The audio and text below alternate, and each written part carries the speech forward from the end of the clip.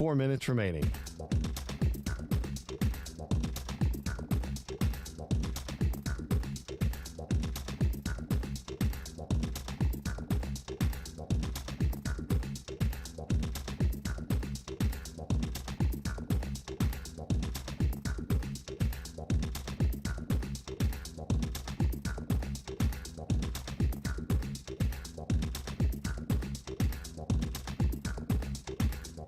Three minutes, 30 seconds remaining.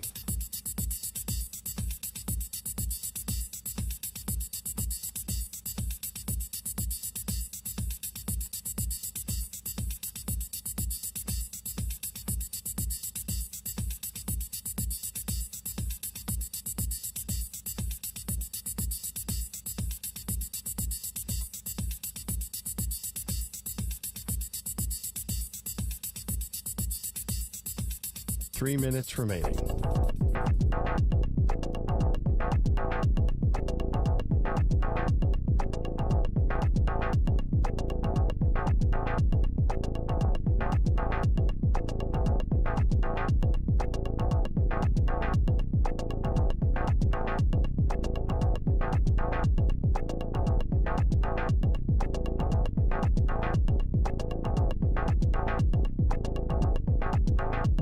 Two minutes, 30 seconds remaining.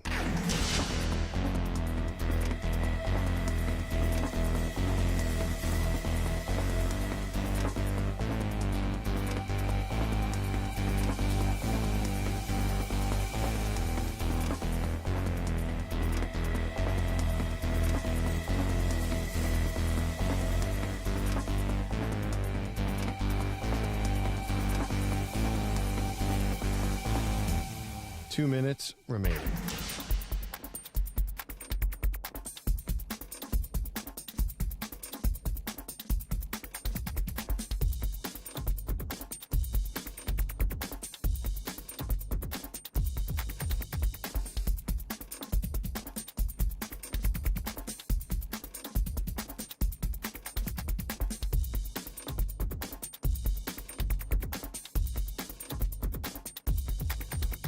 One minute, 30 seconds remaining.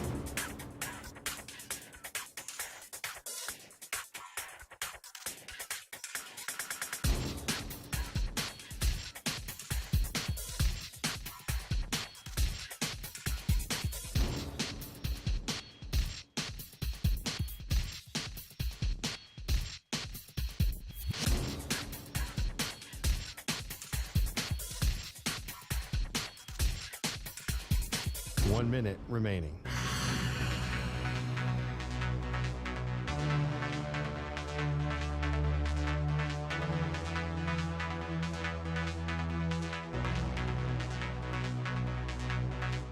Forty-five seconds remaining.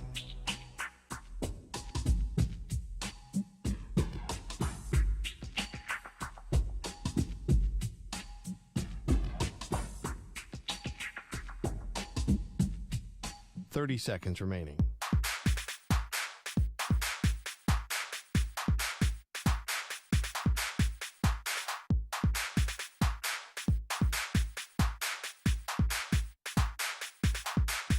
Fifteen seconds.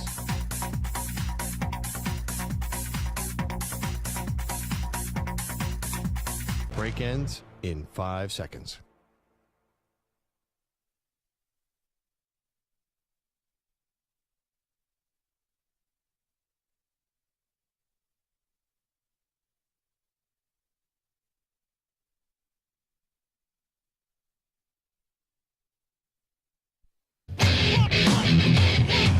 He's live. He's nationwide on CBS Sports Radio. This is the Zach Gelb Show.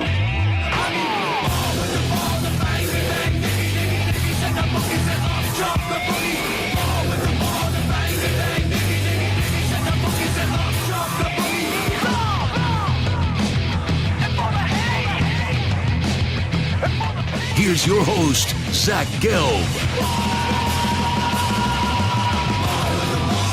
Live from the palatial yet not overly ostentatious studios of CBS Sports Radio here in beautiful New York City, sitting on top of the 10th floor of 345 Hudson Street. Welcome on in to a Football Friday edition of the Zach Gelb Show across all of our great local CBS Sports Radio affiliates, Sirius XM, Channel 158, the free Odyssey app, and, of course, streaming on YouTube. 855-212-4CBS is the number to jump on in, 855-212-4227, and you could always get at me on Instagram, where I'm straight flexing, or via the good old cesspool of Twitter, at Zach Gelb. That's ZACHGELB. Whole lot cooking as a rocket and rolling all the way up until 6 p.m. Eastern, 3 p.m. Pacific. Chris Doering, the former Florida wide receiver, now does a great job as an SEC Network analyst, is going to stop by to preview this weekend of games in college football. 20 minutes from now, and then at 5:20 p.m. Eastern, 2:20 p.m. Pacific, we'll do our weekly betting spot with BetMGM tonight's very own Ryan Horvat. Let's start with the game last night. So my reaction is blah. Like, that's the game between the Buffalo Bills and the Tampa Bay Buccaneers in Orchard Park. There was never a moment, even after the interception by Josh Allen and the Buccaneers end up getting the ball in the end zone to tie it up at 10-10. There was never a moment in the game where I legitimately thought Buffalo was going to lose the game. But it's not a performance where I walk away and I say to myself, wow, I'm now all of a sudden back in on the Buffalo Bills bandwagon. The Bills game last night just shows you they are a superior team up against the Tampa Bay Buccaneers. And I don't know what the heck the Bucs were doing in that game, especially on their second to last drive, where it was just dinking and dunking. And they were doing an excellent job in killing the clock for the Buffalo Bills, and it took them forever to get the ball down the field and into the end zone.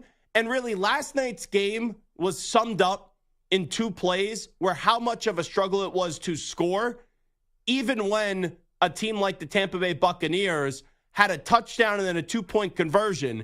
In all my years of watching football, I have never seen on back-to-back plays, right? Baker Mayfield throws the football to Mike Evans. It goes off a Bills defender's helmet and then off the carom into the hands of Mike Evans. A play like that happens, and you get a fortuitous bounce.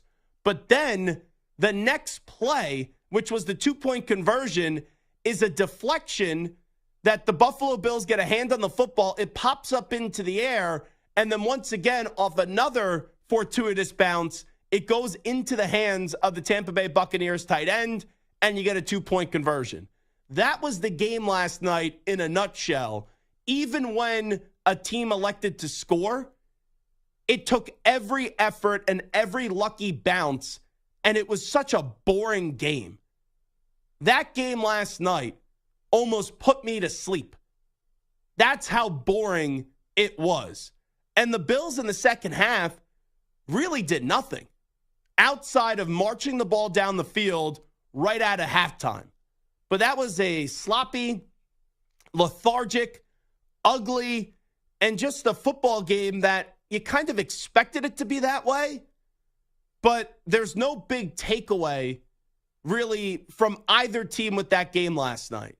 Because the way that we thought about both of those teams going into the game, it's still the same thing today after the game. Like, the Bills are a good team. We know the Bills are still trying to figure out their defense, slowly implementing Von Miller back into the fold, and you got to get him going, and he was getting to the quarterback late. But it is apparent that the Bills really miss their heartbeat and maybe the pulse of their team in Matt Milano on the defensive side of the ball, and then also a really good cornerback in Tre'Davious White. And those are adjustments that they're going to have to make because those guys, Milano's not coming back this year. So that's a team, and neither is Tre'Davious White. So that's a team that on defense, they should be playing a whole lot better. And on offense, it's a roller coaster ride of emotions with the Buffalo Bills, where there's times Josh Allen is spreading the ball out and he's really firing it to multiple different guys throughout the course of the game. But there's always that one play during the game where you go, how the heck did that just happen? And that was the interception right before the end of the half for Josh Allen. And lucky for the Buffalo Bills, in the large scheme of things, it didn't come back to haunt them. It didn't come back to prevent them from getting the W. But Buffalo is a team that, if I had to give you one positive from the game last night, even in a win, it's that the last 2 weeks, Dalton Kincaid has really got going. And I was very optimistic on Dalton Kincaid going into the draft. There was debates. Who's the best tight end? Is it Michael Mayer from Notre Dame? Is it Dalton Kincaid from Utah? And I know that Kincaid went in the 20s, in the mid-20s, towards the back end of the first round. I thought if he didn't get injured, Dalton Kincaid, with his athleticism and just his big frame and the way that we value tight ends now, I thought for sure he could have been a top 15 pick. And to start the season, it was very slow for Dalton Kincaid in a Buffalo Bills uniform. But the last 2 weeks, he's got going. And I think it's a point of emphasis to get him the football, because we're still trying to figure out who's going to be that number 2 piece in Buffalo. I think a lot of us assume it's Gabe Davis. And Gabe Davis, right, last night has 9 receptions, gets in the end zone, has 87 yards. Khalil Shakir gets 6 receptions for 92 yards in the game. But I really do believe that if the Bills are going to turn this thing around, they're going to need Kincaid to be a freak down the stretch and into the postseason. Because we've seen games, right, where Gabe Davis, against the Chiefs a few years ago, had 3 or 4 touchdowns, and ultimately it didn't lead to a victory. Like, you'll take that performance from Gabe Davis, but Gabe Davis is a solid number 2 wide receiver. I do think, though, you need more than just Stephon Diggs, who's a top 10 wide receiver in the sport, top 5 wide receiver, and then Gabe Davis, who's a solid player, who at times looks like he could be a good player. And that pop of Dalton Kincaid is going to be essential, because I am past the point where I'm expecting the Bills to ever really figure out the run game outside of relying on Josh Allen. And you saw that last night, where at times, yes, they'll make James Cook a big part of the offense earlier in the season. But last night, they ran the ball 7 times with Josh Allen for 41 yards. And when this team has been back and forth, we'll hand the ball off to Josh, we won't hand the ball off to Josh. You know, when the tough times get going and you get later into the year and you get into more uncomfortable times of the football season, they're going to revert to the offense that they've run the last few years, where it's all on the shoulder and it's all on the legs of Josh Allen. That's just going to be the way that it goes. And this is coming from the same person that yesterday sat here and said the Bills should trade for Saquon Barkley. The Bills should trade for Derrick Henry. I stand by that. That still makes sense. I'm coming from a logical standpoint. But how many times do you keep on going back to the well and asking a team to do something, and then when they fail to do it, keep on expecting them to do so? And there's a difference there. Like, what I say the Bills should do isn't necessarily what the Bills will do. So it's a positive that the Bills got a win last night, because they needed a win. They're sitting there now at 5-3. But this Buffalo team, they're still missing something. They're still missing that it factor and that belief and that conviction that you had with this football team from a few years ago. And I don't anticipate through the rest of the season that all of a sudden, especially without Matt Milano and Tre'Davious White, that this team's going to get that spark back and everything's going to keep on clicking for the Buffalo Bills. And they have moments to prove that they're a different team, because right now they're just stuck on being a good team, and I don't believe that they're going to be a great team at the end of the season. But next week, isolated window, Sunday Night Football on NBC, you have the Cincinnati Bengals. A few weeks from now, you play one of the best teams in the NFL. Thanksgiving weekend, you're in Philadelphia up against the Eagles. The week after that, 4:25 p.m. Eastern game on CBS, you have the Kansas City Chiefs. So you go up against some of the better teams in the NFL in the next 3, 4, 5 weeks. The Bills have a statement to be made. And it's kind of crazy, because when the regular season started, I remember saying on this network, the Bills kind of remind me of the Milwaukee Bucks from 2021, where off their playoff shortcomings and seeing Giannis Antetokounmpo rise to elite status and win MVPs, there was really nothing that the Bucks could do in the regular season that would make me say, wow, this is really a force. It was all, okay, we've seen you be a force before in the regular season, but when you get to the postseason, can you take that next step? And for Milwaukee, they were able to do that. It's the same thing in the NFL now with the Buffalo Bills. We've seen Josh Allen immerse himself as one of the better quarterbacks in the game. We've seen this team consistently be there at times in the regular season, look like they're elite when they beat Kansas City twice. But in the playoffs, there's always something missing. There's always something that goes wrong. The 13-second game up against Kansas City. Last year, getting blown out by the Cincinnati Bengals. And so far, this Bills season has really resembled their offense. Where when it's humming, yeah, they look like a force. But there's also a lot of moments where it's, that looks really ugly. And we've seen that this year, losing to the Jets, then beating the Raiders and the Commanders, making a big statement up against the Miami Dolphins. But since then, they lost to the Jaguars. They barely survived against the Giants. They lost to the Patriots. And then last night they won, where they were the better team, but you don't emerge from that game saying, wow, let me go jump through a table. The Buffalo Bills make you want to shout, and the Buffalo Bills are this great team. So that's kind of the thought on Buffalo. And they'll have some opportunities in the next month or two to go show that they're a little bit better than what people think they are. And right now, I don't think this team is a team that I expect to be playing in February in the Super Bowl. They could win a playoff game. They could maybe win 2 playoff games. But I just think this team is too inconsistent. And maybe having some hiccups and maybe not being that team in the regular season will go on to help them in the postseason. But until I see it from them in the playoffs, it's always like, yeah, but with the Buffalo Bills. Like, yeah, they're a good team, but I don't believe they're going to go out there and represent the AFC in the Super Bowl or win the Super Bowl. Now, as for the Tampa Bay Buccaneers, they have started to show their true colors the last 3 weeks. Where earlier in the year, it was like, oh, look at this Tampa Bay defense. Oh, Baker Mayfield's got things going. Oh, look at Mike Evans. They have no run game. They have no run game, and I didn't realize this. Their defense is the worst third down defense in the league.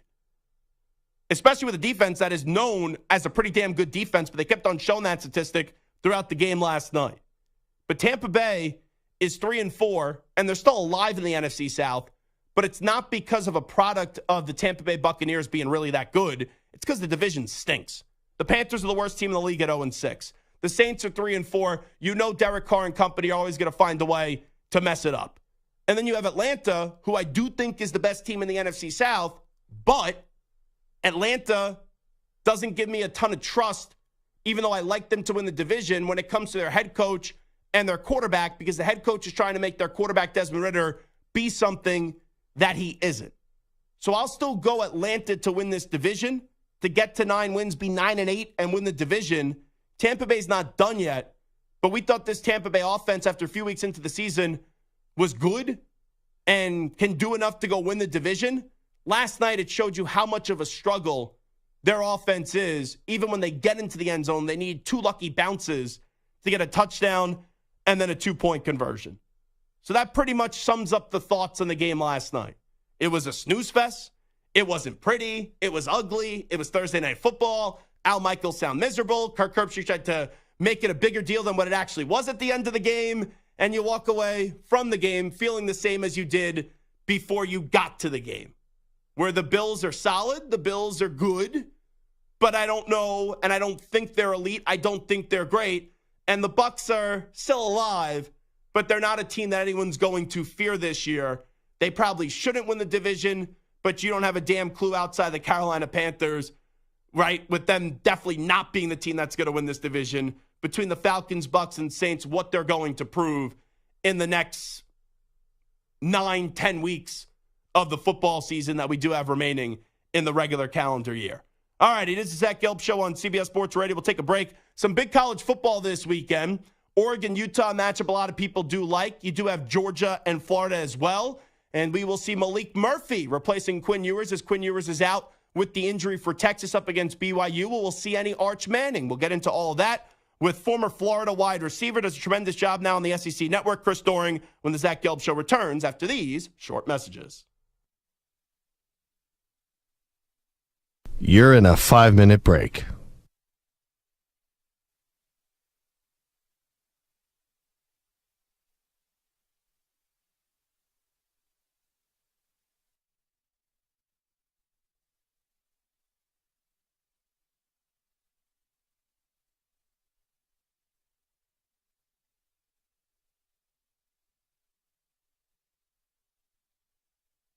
Four minutes, 30 seconds remaining.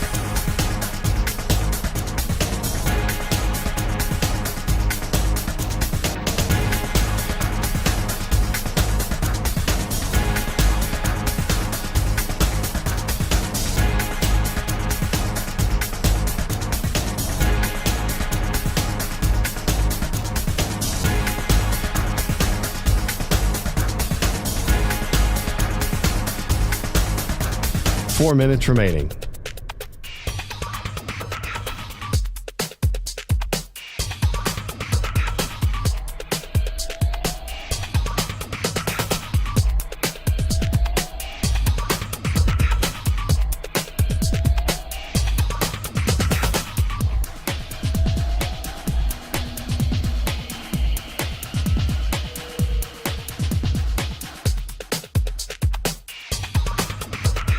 Three minutes, 30 seconds remaining.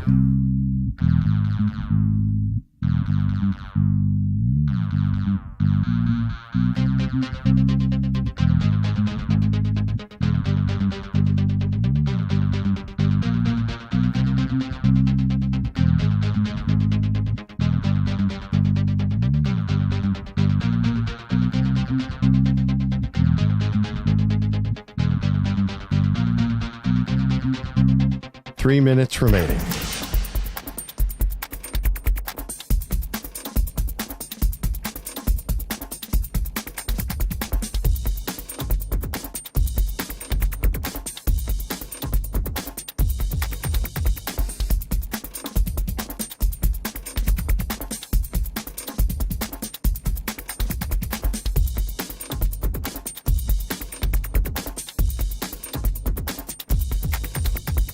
Two minutes, 30 seconds remaining.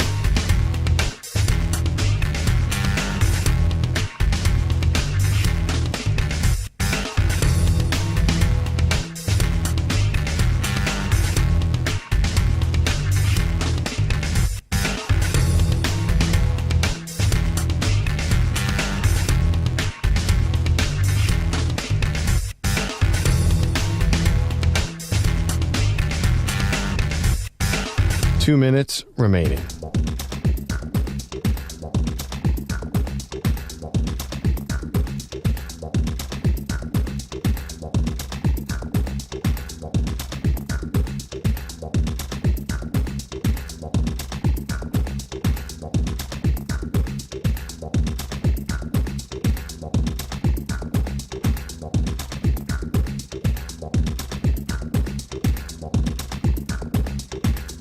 One minute, 30 seconds remaining.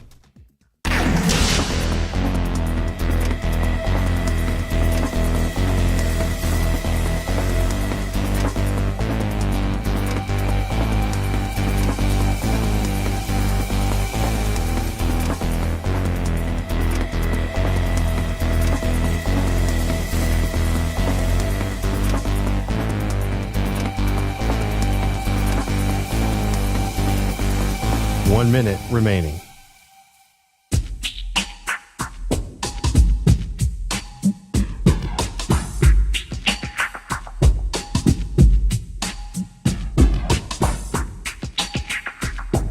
Forty-five seconds remaining.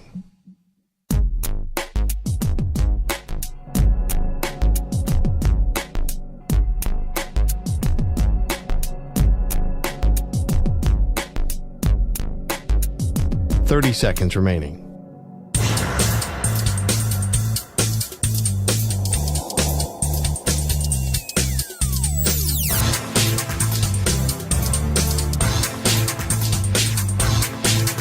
Fifteen seconds.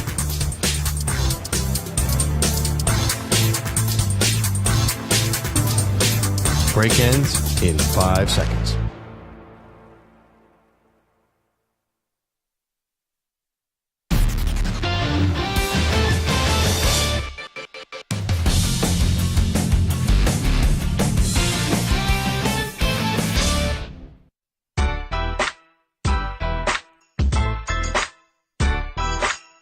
Now back to the Zach Gelb Show. Alrighty, Football Friday right here. Zach Gelb Show, CBS Sports Radio. Let's go out to the guest line right now and welcome in the former UF wide receiver. Now does a great job as an SEC network analyst. And that, of course, is Chris Doering, kind enough to join us to preview a big weekend of college football. Chris, always appreciate the time. Thanks for it. How you been? Hey, I'm good, man. Good to be back with you, brother. Well, thanks so much for coming on. Let's start you off with the rivalry you know well, the world's largest outdoor cocktail party. I'll start you off on the Georgia side of it. Like all year we've said, all right, Georgia's a little vulnerable, but they're still undefeated. The schedule isn't great. How do you kind of view the Bulldogs heading into this one this weekend? Yeah, I think I view the Bulldogs a lot like I view Michigan.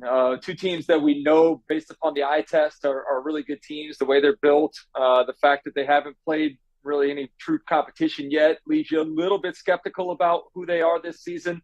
As it relates to Georgia, I do think there's a little drop-off from where they were last year and the year before.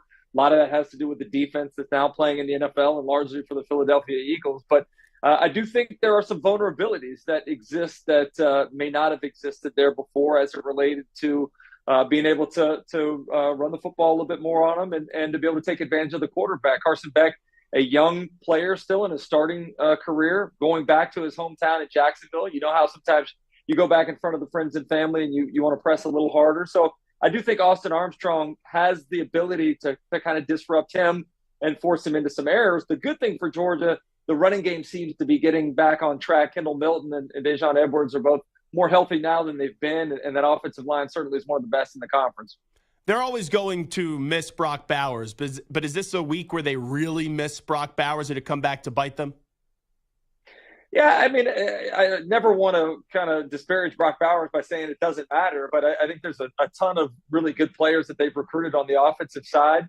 The receivers are a much more talented, deep group of players than they have been in years past, so I think that helps to compensate. And a lot of people say, yeah, Oscar Delp and Lucky, the freshman, those two guys can pick up some of the slack, which is true. But I instead of playing more two tight end formations like they typically have, I think they maybe spread it out a little bit more and utilize, now that Ladd McConkey's back fully healthy, have him as the focal point of the passing game. I think Rosemary Jackson has done a great job this year as well. So they've got some really good homegrown talent as well as what they brought into the transfer portal with Ra Thomas and Dominic Lovett.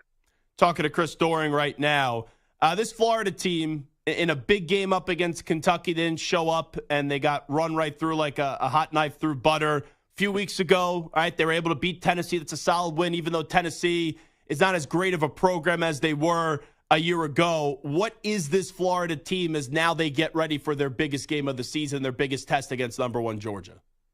Yeah, I think that's a big question. And Florida certainly has had its ups and downs this year. They have not handled success very well, as you mentioned, winning against Tennessee and then going on the road and getting blown out by Kentucky. I think it'll be important to see how they handled the success from 2 weeks ago in Columbia. This is a game a team that we're celebrating as Florida fans as being maybe turning the corner, but in reality, it was a last-minute comeback. You're down by 10 in the final 5 minutes against a 2-win football team in South Carolina. So how much credibility can we really give that win? The thing I liked about it was the offensive explosion, throwing the football down the field, a little more vertical passing threat, and certainly the energy from the opening kickoff on the sideline. It looked like the team had a greater sense of urgency, more fight in it. So I do think in the days to come, as we look back on this year, I think that win at South Carolina can look as maybe the turning point for where this team got it together and started hitting the upward trajectory. And you know that Florida used to be this dominant program, and they're trying to get back to those days. And everyone kind of asked those questions, whether it's with Texas or Miami. You know, how far away is Florida from being back on a scale of 1 to 10? 1 being no confidence, 10 being all the confidence in the roof. Through the roof. Where's your confidence with this head football coach and Billy Napier? Yeah, my confidence is high. I'd say it's an 8 right now. Certainly, the win in Columbia was took off a little bit of the pressure after losing to Utah in the opener, after losing to Kentucky and Lexington. The struggles on the road were very well noted. I think he was 1-8 or 1-7 in the previous road game. So getting that win was huge. But I think part of the optimism comes in at looking at the signing class for 2024. They're in the top 3 nationally right now. Billy Napier's done a great job of creating relationships and some excitement amongst the high school recruits. And I think that's what people really – the season, seeing them play more competitively, seeing them win some games is important. But I think the most important thing is continuing to build the foundation, which they've done well through the transfer portal and the signing class last year. I think like 45 new players on the roster this year. And then that group coming in next year led by DJ Lagway, who's one of the top quarterbacks in the country. Chris Doering, I thought Alabama was done last week going into halftime, and they came out with a bang to start the third quarter. When you look at the Crimson Tide, even after that early season loss to Texas, what are they starting to shape it up to be for Nick Saban and company? Yeah, I'm with you, man. I've thought Alabama was dead multiple times, and every time I'm throwing dirt on their grave, they come back like the Undertaker here. So I think, heading into the season, I had them going 9-3. I was worried about their offensive line. I was worried about the receivers who haven't really stepped up. The quarterback position was a huge question mark after that Texas game, and they got exposed a little bit in the struggles in the following week against South Florida. I'm thinking these guys will be lucky to get to 9 wins, and all of a sudden here we are. What are they, 6-7-1, whatever it is right now? I think Nick Saban is deserving of being in the Coach of the Year conversation in the SEC, and we usually don't include him in that. But looking how this team has developed throughout the season, where they came from with all those questions before the season, when they came from after that loss to Texas. I think he's done a great job. They're one of the best defenses in the SEC. That front seven is filled with really talented young players. You look at what they've done at the quarterback position. Jalen Milroe still gives you some mistakes here and there, but the downfield passing has been tremendous, and his running ability is unquestioned. And then Jermaine Burton seems to have started stepping up along with Isaiah Bond and some of those other receivers. So I do feel like the team's making some strides, and next week at home against LSU has a chance to be a huge football game that could very well put them back in Atlanta for another SEC championship game. Wrapping up with Chris Doering, when I get to BYU in Texas this weekend, we know Quinn Ewers is out. Malik Murphy is going to start for the Longhorns, but everyone's wondering, are we going to see Arch Manning? Will Arch Manning get into the game if Murphy struggles? How do you think Sark's going to continue to handle that at Texas, where there's going to be a lot of public pressure to play Arch Manning if things don't go well with Malik Murphy? Yeah, he doesn't seem to be affected by public pressure. I don't think Sark really cares much about that. And he's one of the best offensive minds in college football right now. I give him a lot of credit for what he's had to come back from, the way that he proved himself at Tuscaloosa with Alabama and that coaching staff there. I trust what his evaluation is of quarterbacks and how he puts those guys in position to be successful. I think Malik Murphy, it's going to be a stressful game when you make your first start like that. It certainly creates some anxiety, but I think this coaching staff understands there's going to be some growing pains, and we just have to be patient with them. Clearly, you and I don't get to see all of the practices and the hours put forth behind the scenes, and there's a reason why Arch Manning isn't in that number 2 spot, heading into the season. And I think, the best thing you can do for a guy that has the Manning last name is not put more pressure on him by throwing him in there before he's ready. And I think this actually does him a great service in terms of allowing him to continue to get better until it's his opportunity. Oregon and Utah, another big game this weekend, maybe the biggest game this weekend, depending on who you ask. I heard Urban Meyer earlier in the week say Kyle Whittingham is the best coach in the country. Do you agree with that? And if not, how many coaches do you put in front of Kyle Whittingham? Well, I don't think he's better than Nick Saban, but I think Kyle Whittingham is certainly up there amongst the top 3 or 4 in the country. And the thing that I love about him, a couple different things. The dude never has any excuses. Hadn't had his starting quarterback or starting tight end all year long. Doesn't make that be something that he even focuses on. 2, he's done. I like the contrarian point of view. He's coaching out there in the Pac-12. Instead of trying to build the team like everybody else has, he built it really strong and physically on the offensive and defensive lines. And that's why you go back and look at the way they've owned USC the last couple of years. That physicality is a difference maker. And you see Dan Lanning kind of doing the same thing at Oregon, the way he's kind of built that team after where he was in Athens at Georgia. So Really impressed with Kyle Whittingham. I think he's one of the guys. You're in the middle of a zombie apocalypse. That's the guy you want leading you out of there. He looks like he's tough, hardcore, and unfazed by any sort of adversity. I like Lanning a lot, and I say this in a kind way. He's kind of got a little psycho to him in those pregame speeches where he's like, talk with your helmet, talk with your helmet. I love that stuff from a college football coach. Yeah, he's got a lot of Kirby Smart in him, right? I mean, you listen to Dan Lanning, it sounds exactly like something you'd hear from the Georgia locker room, too. So I love it as well. I don't think he's long for the Pac-12. The next big job that opens up in the SEC, I plan to see Dan Lanning coaching that. I could be wrong about that, but his style, obviously his background, what he loves in terms of physical football, being a defensive coordinator in this past, I think fits perfectly here in the SEC. Does that move to the Big Ten at all change that? Just wondering, is the Big Ten big enough for him where even with what you're saying about the SEC, he'll go, okay, I'll pass up on an SEC job? I mean, maybe you're right. Maybe, wanting to test the waters there, maybe the opportunity to build some more depth outside of just out of Ohio State and Michigan in that conference. But I do think still, even though the pre-conference schedule was not favorable for the SEC, I think everybody wants to test their wares in the conference and see just how they're able to compete at the highest level. Last thing I'll ask you, Chris Doering, before we let you run, everyone's had a reaction to it. What is your perspective of everything going on with Michigan right now in this sign-stealing scheme scandal?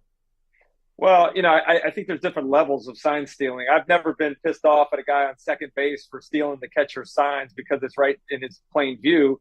I do have a problem with the Astros videoing it from the outfield and hitting trash cans to pass that information along to the batter. And I think that's kind of the same thing we're dealing with here. If you're in the middle of a game, everybody's stealing signs. Everybody's trying to get a look at what the signalers from the sideline are putting in. That's part of the game. But when you're going through such a well thought out plan to buy tickets, sit across from the crowd or the team you're looking at, and using phones and other reporting devices, that to me has gone too far. And I do think there needs to be further look into figuring out exactly what happened and then some appropriate punishment being levied. He is Chris Doering. Chris, appreciate the time as always. Thanks so much for doing this. Yeah, thanks for having me back, man. You got it. There he is, Chris Doering. Does a phenomenal job for the SEC Network, also on SiriusXM Radio as well. Stream the NFL on Westwood One for free, sponsored by AutoZone all season long. You can listen to every Westwood One broadcast of the NFL live on the NFL app by asking Alexa to open Westwood One Sports on the Odyssey app. Get in the zone, AutoZone. AutoZone's free battery testing and charging is available for free at your local AutoZone. Get in the zone, AutoZone. Restrictions apply. We'll take a break. We'll come on back. We'll update you on some of the biggest stories in the world of sports with some audio with the news brief. But first up, with the latest CBS Sports Radio update, here he is, the Ackman, Rich Ackerman. CBS Sports Radio.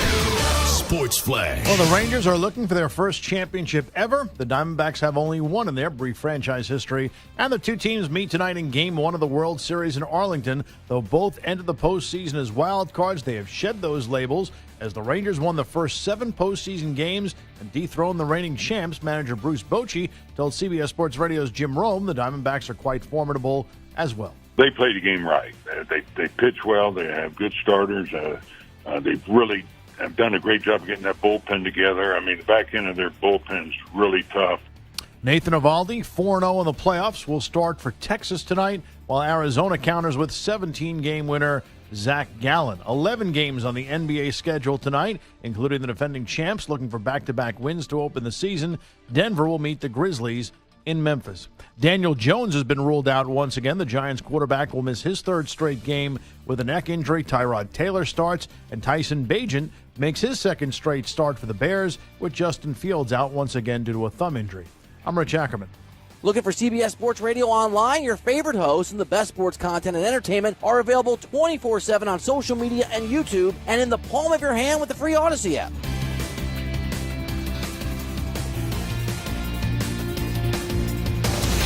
CBS Sports Radio.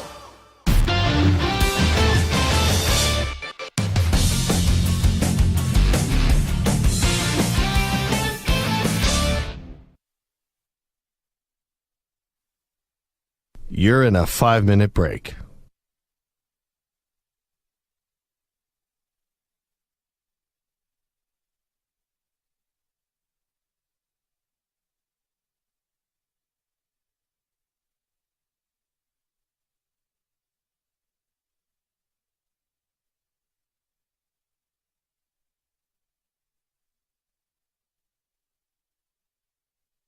4 minutes, 30 seconds remaining.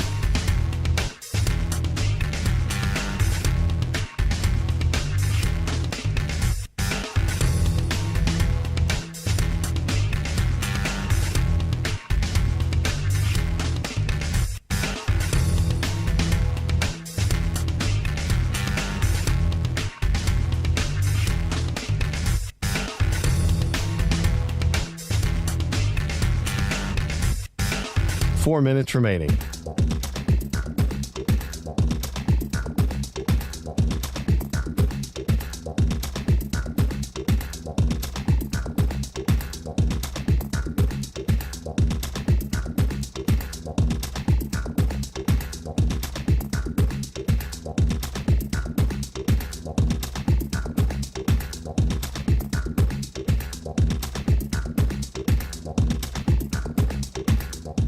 Three minutes, 30 seconds remaining.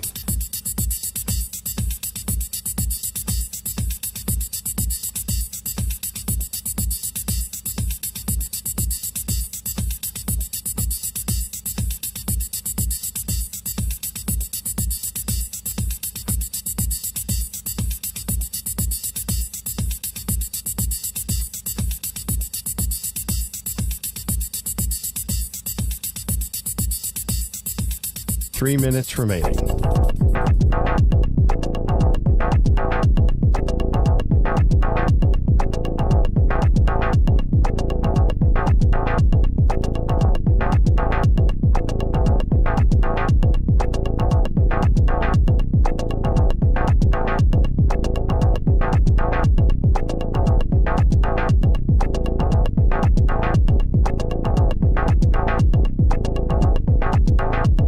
Two minutes, 30 seconds remaining.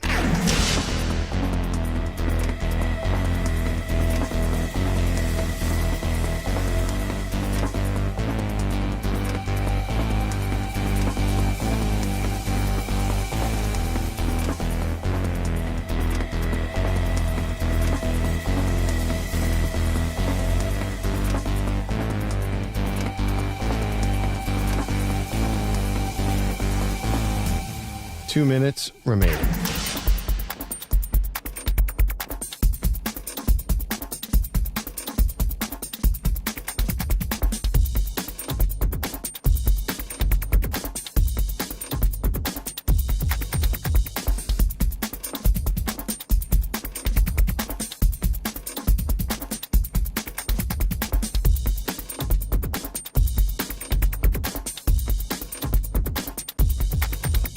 One minute, 30 seconds remaining.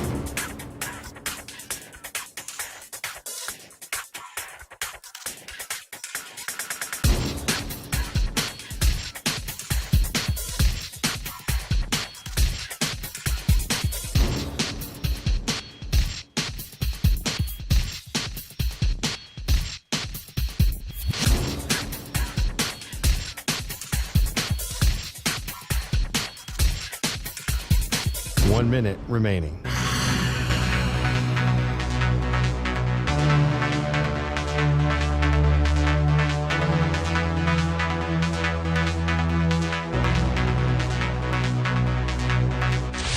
Five seconds remaining.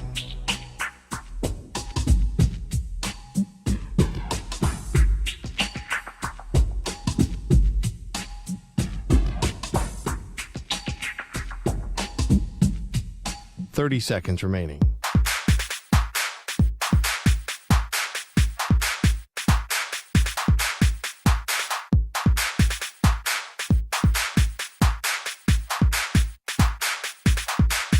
Fifteen seconds.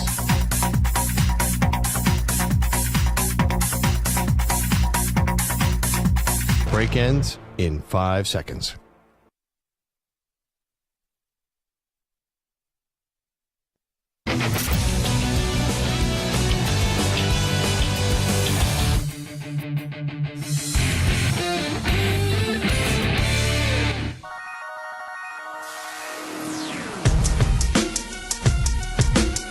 He's live. He's nationwide on CBS Sports Radio. Talking to Jordan Travis right now. You guys had to build this thing from all the way down, and now you guys are getting to a pretty high level. Do you remember some of the negative things that were said about your program a few years ago? That's one thing with me, man. I don't forget anything at all. I remember hearing that I could only play running back, I can only play receiver. I remember hearing that the offensive line, we need to get a whole new offensive line and wipe all the guys out. I remember everything, man. But it just kind of gives you that drive and that push every single day is when you're not feeling great. It's kind of like that chip on our shoulder that you need, and I absolutely love it. I'm not really worried about proving other people wrong. I'm always worried about proving myself right, and that's something that I've always believed in. My brother taught me that from a young age. This is the Zach Gelb Show. Here's your host, Zach Gelb. It's time to Ask the Pros, where you, the listener, gets to ask us a question, and it's brought to you by our good friends at O'Reilly Auto Parts. Simply tweet your question at CBS Sports Radio or at Zach Gelb, Z-A-C-H-G-E-L-B, using the hashtag Ask the Pros, and be listening later in the show when we might answer your question. Think O'Reilly Auto Parts for all your car care needs. And get guaranteed low prices and excellent customer service from the professional parts people at O'Reilly Auto Parts. O'Reilly Auto Parts. Let's get to a news brief. Extra, extra, read all about it. Extra, extra, read all about it. Time for your daily news brief. We get you caught up on the rumors, reports, and reconnaissance from the day in sports. The Buffalo Bills get a victory. At the end of the game, I do find it funny, though, how you could maul everybody on a Hail Mary. And if that occurred 3 or 4 plays prior, we'd all be like, where's the flag? You got to throw a flag. But because it happens at the end of the game and the final play of the game, no one says anything. And we just kind of have grown accustomed to it. If the Bills would have lost that game, though, last night at the end, and it was very close, Godwin turns around and looks the other way, he's probably catching that football.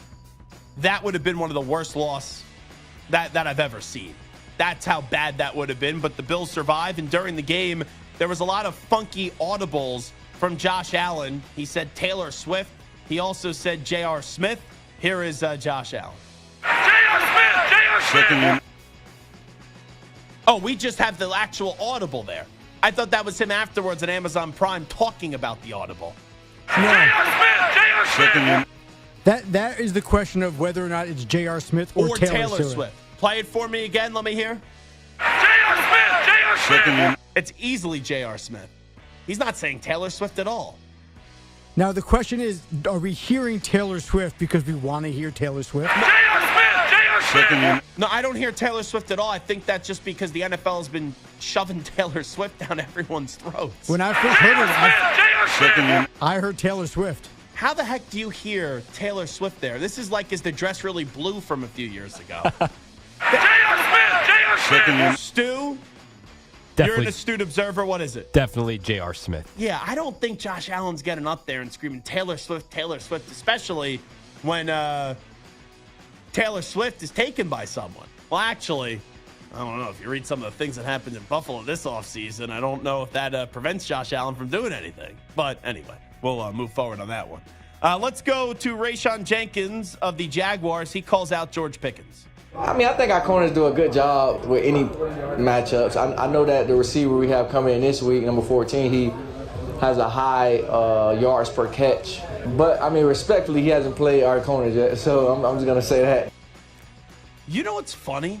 The Jaguars and Steelers produce great sound bites.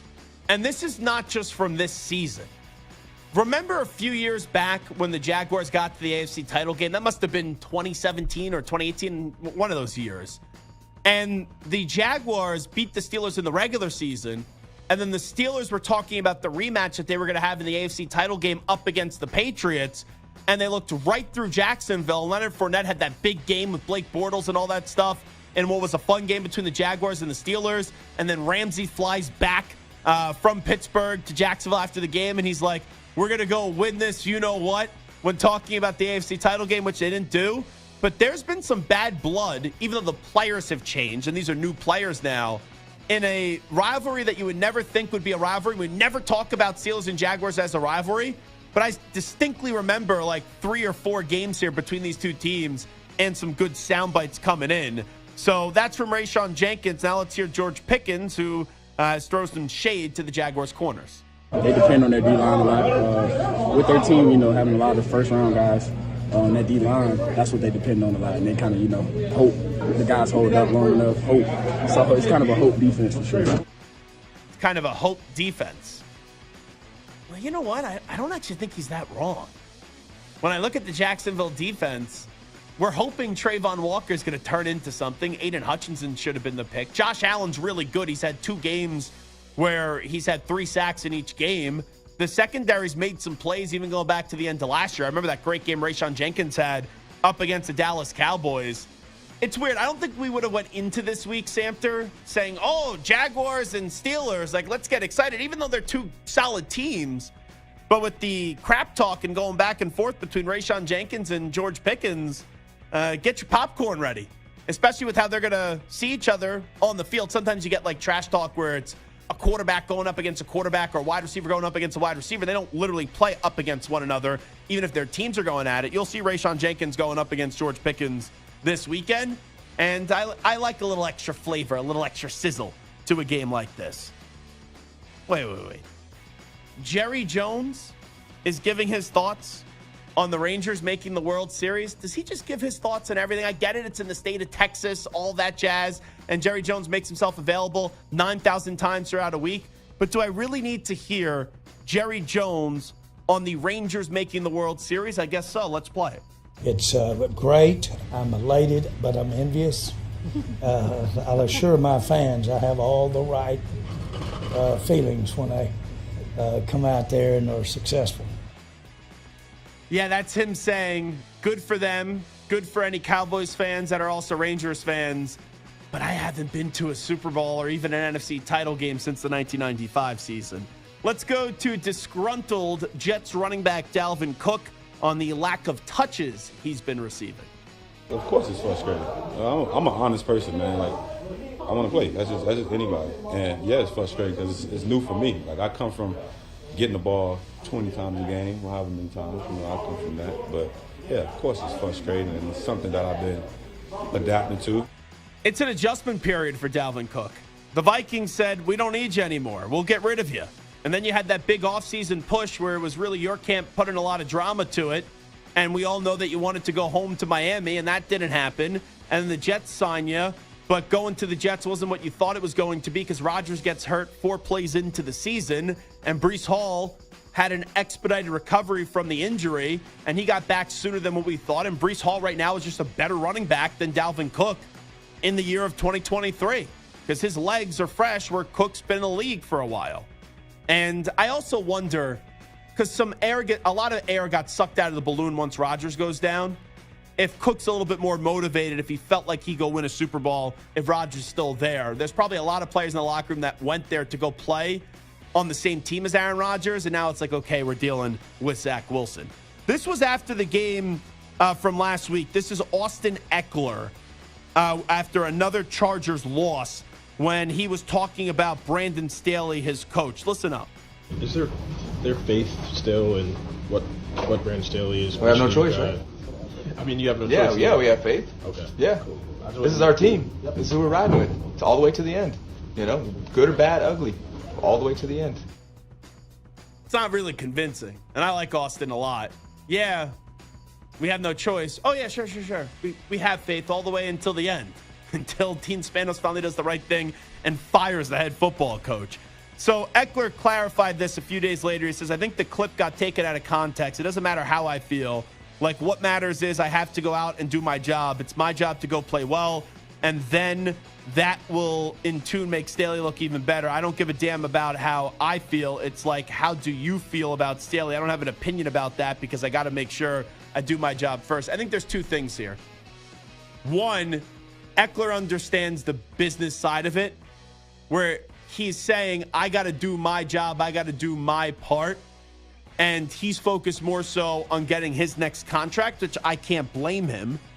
And he's kind of saying, regardless of what the coach is doing, I'm still going to be judged by my individual performance, and I have to make the coach look better. And the other part is I believe that's a little truth from Austin Eckler getting revealed where now after a few years of Brandon Staley, it was more so, wow, the players have been so positive. And I've talked to Austin Eckler before about Brandon Staley, and he's been very positive about him. But now you're starting to feel a few layers get like kind of unpeeled here, where it's how many times you keep on going back to the well and knowing he's not the right coach, and eventually players just get frustrated and show their true emotions. Here is Jonathan Gannon removing the injury designation from Kyler Murray. He is a full go and a full participant. Not having an injury designation yesterday, it changed the way he practices today in terms of with the ones, twos? No. Practice same all week, Wednesday, Thursday, and today. Will he be active on Sunday? We'll see. What went into the decision to not give him the designation? He's fully healthy. Man, he's a real drip, Jonathan Gannon. So much for the boop, boop, boop, boop, boop, boop, boop. Now to that. Belichick 2.0? Yeah, honestly, I think Bill has more personality than that, and that's saying something. If he's a full participant in practice, I know it's difficult coming off the injury he is, and there's different of just being eligible to play and then actually being healthy enough, fully healthy enough to play, especially with the financials here. I would think he plays this weekend up against the Ravens, and I hope he does. Kyler Murray, Lamar Jackson would be a lot more intriguing to watch than Josh Dobbs going up against Lamar Jackson. Does it feel like Kyler Murray is just auditioning for other teams right now, though? Yes and no. I don't think you're wrong in saying that, but if they don't get a top 5 pick and there's not a quarterback they fall in love with, he could be their quarterback next year. Because they may not be as bad as we thought they were. Now they still only have one win. And the pick that they got from the Texans looks like it's not going to be top 5 either. Let's go to Brian Daboll, the coach of the Giants, on if Daniel Jones can miss the rest of the season. Daniel Jones out this weekend up against the Jets. Tyrod Taylor will get his 3rd straight start. He's getting better, and we'll see where he is next week. I don't have a crystal ball with injuries, but he is getting better. We'll see where he is next week. That is a little less declarative than what you were previously. Yep. That's him saying it's not progressing, I guess, as they thought it was. I also then wonder how much is it because not that Tyrod Taylor's been great, but the offense at least has looked somewhat competent with him as the quarterback. Here is LeBron James on criticism of Anthony Davis. This courtesy of the NBA on TNT. Lakers bounce back after losing opening night to Denver, and they've got to win up against the Suns 100-95. Anthony Davis didn't have a point in the second half, had 30 points in the contest last night in the Lakers' first win. We don't give a about criticism about AD. We don't care. Nothing bothers us. Nothing. AD doesn't care. I don't know if guys have figured that out. AD does not care. He's not on social media, so he doesn't see none of the crap. He rarely talks unless it's us. So we don't give a about it, and he definitely doesn't. He's go out and do his job, and we're happy to have AD. Yeah, when you say you don't care and you don't give a bleep 9,000 times, maybe Anthony Davis doesn't care because we didn't hear from him, but it seems like LeBron James does care, and Anthony Davis has been up and down, and ultimately he needs to be healthy, and he needs to be a dominant force for them to have a chance to go to championship. Here's quickly Steve Kerr on Charles Barkley saying the Warriors are cooked just on 95.7 The Game. Well, I used to work with Charles, and his predictions are about 90% off. That's probably his hit rate. Maybe his hit rate's probably 5 to 7%. So I'm feeling pretty good about that. I love when you get to a level of Steve Kerr where every championship after how many you've won is just an added bonus at that stage of his career, where no one's going to crush the Warriors if they don't win the title. But he's not wrong. It feels like every time Charles Barkley says, I guarantee, whatever he guarantees ends up being wrong. Kind of hot take hickey-less, if you remember from the good old days of the Zach Gelb Show right here on CBS Sports Radio.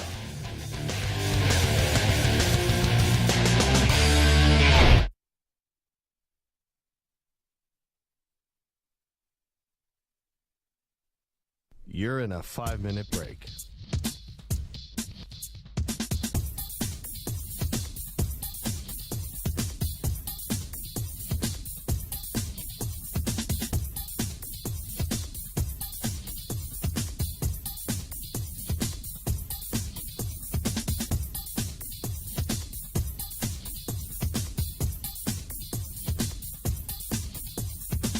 Four minutes, 30 seconds remaining.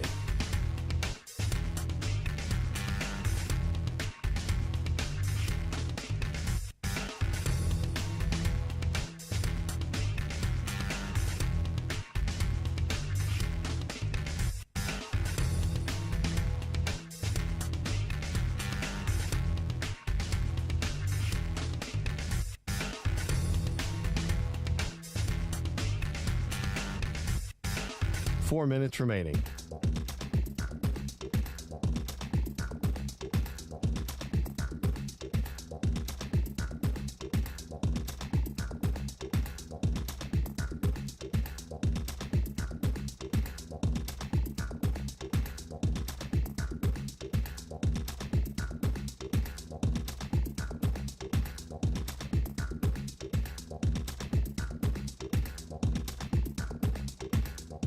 Three minutes, 30 seconds remaining.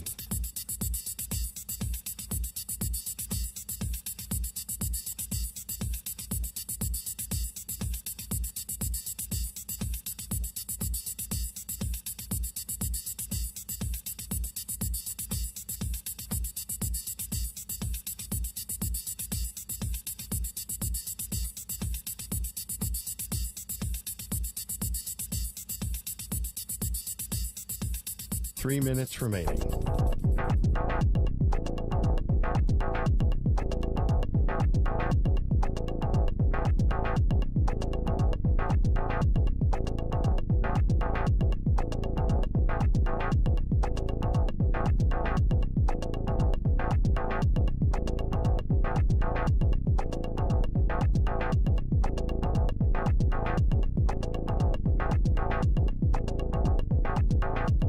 Two minutes, 30 seconds remaining.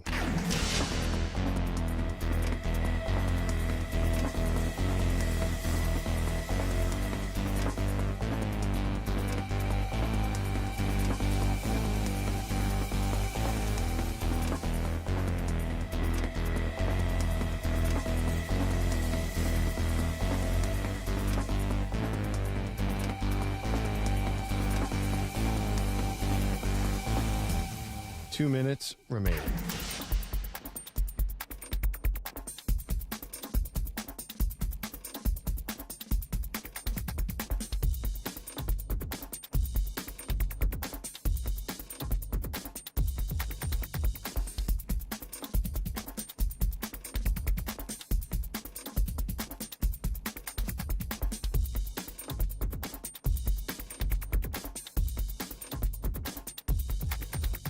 One minute, 30 seconds remaining.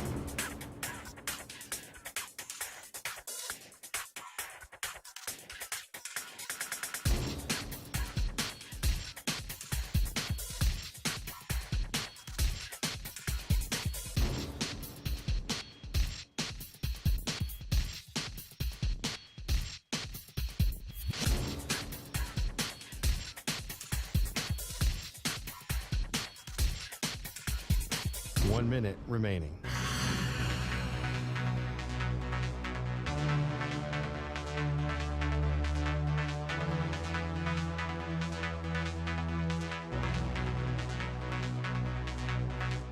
Forty-five seconds remaining.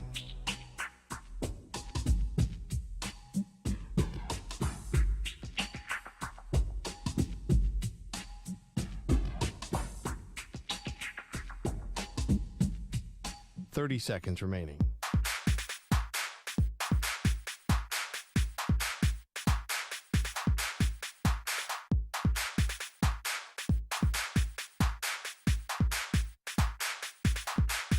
Fifteen seconds.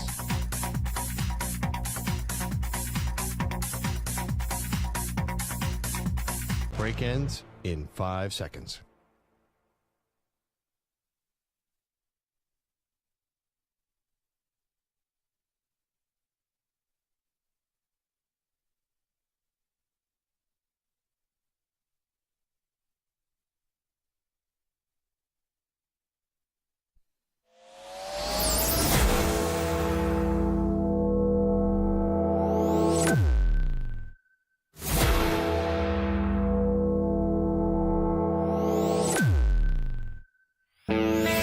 He's live. He's nationwide on CBS Sports Radio.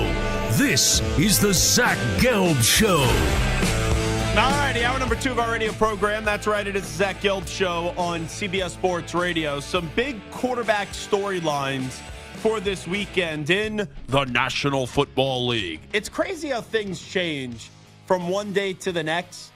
When we started the show yesterday, it appeared that Brock Purdy wasn't going to play this weekend. because he got put into concussion protocol on Wednesday. And then at the end of the show, we see this report that, Brock Purdy practiced on Thursday. Now, he's still not out of concussion protocol, but this is a breaking report from a few moments ago from Matt Barrows, who covers the team for The Athletic. And he goes, Brock Purdy is practicing for the second straight day and barring a setback is on pace to be cleared from concussion program tomorrow. Kyle Shanahan will supply the full injury report on the Purdy situation in about an hour. So Brock Purdy goes from in concussion protocol on Wednesday, and I saw Joe Shad, who just keeps on complaining about the tush push. He's like, Brock Purdy got hurt on the tush push.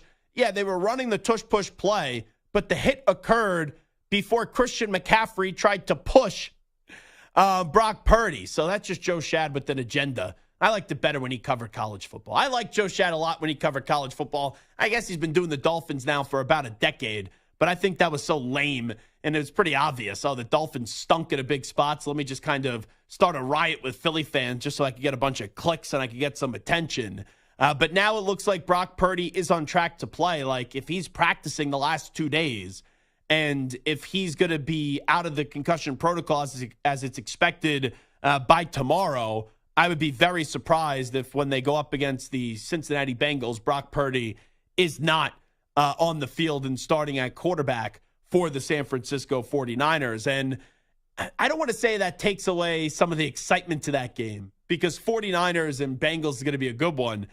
But there was part of me that was like, I want to see Sam Darnold play. And even though I can't stand Sam Darnold, I actually wanted to see Sam Darnold struggle a little bit, even though I've been someone that's been advocating and saying that Brock Purdy's more of a system quarterback and a franchise quarterback just to pump up Brock Purdy a little bit more. But now if you get him on the field, it does create a more intriguing matchup, because you get the 49ers at more so full strength, even though the 49ers are dealing with a bunch of injuries with Trent Williams and Deebo Samuel, and McCaffrey is not 100%. But now getting Purdy back on the field, it is a tough test for him, because I don't know where he is from a full percentage of health. Now, we're talking about a head injury, so if he clears concussion protocol, you think he's good to go and he's fully healthy, but you never know the lingering effects from how late in the week he was added on to the injury report. But this Bengals defense, they're no joke. Like, say what you want about the offense, where it's been up and down, and the Bengals 2 weeks ago, even in a win, it sounded like a loss with their failure to show up in the second half up against the Seattle Seahawks. But this defense of Lou Anarumo the last 2-3 years has been really getting better year by year, and they've been a good team on the defensive side of the ball, and a team that has a lot of defensive confidence. So now you're going to probably see Brock Purdy come back, and that's also something I never got to. The other thing I've never got here, how if you're in concussion protocol, you would think that the player would not be able to play. And I know there's certain steps in the concussion protocol in terms of get back onto the practice field. That's always bizarre to me when you hear the player is still in concussion protocol, but he's on the practice field. I know the quarterback's not getting hit on the practice field, but that's always been a bizarre designation when I do hear that about the quarterback and any player that's in concussion protocol but is able to play. So that is the latest on the Brock Purdy front.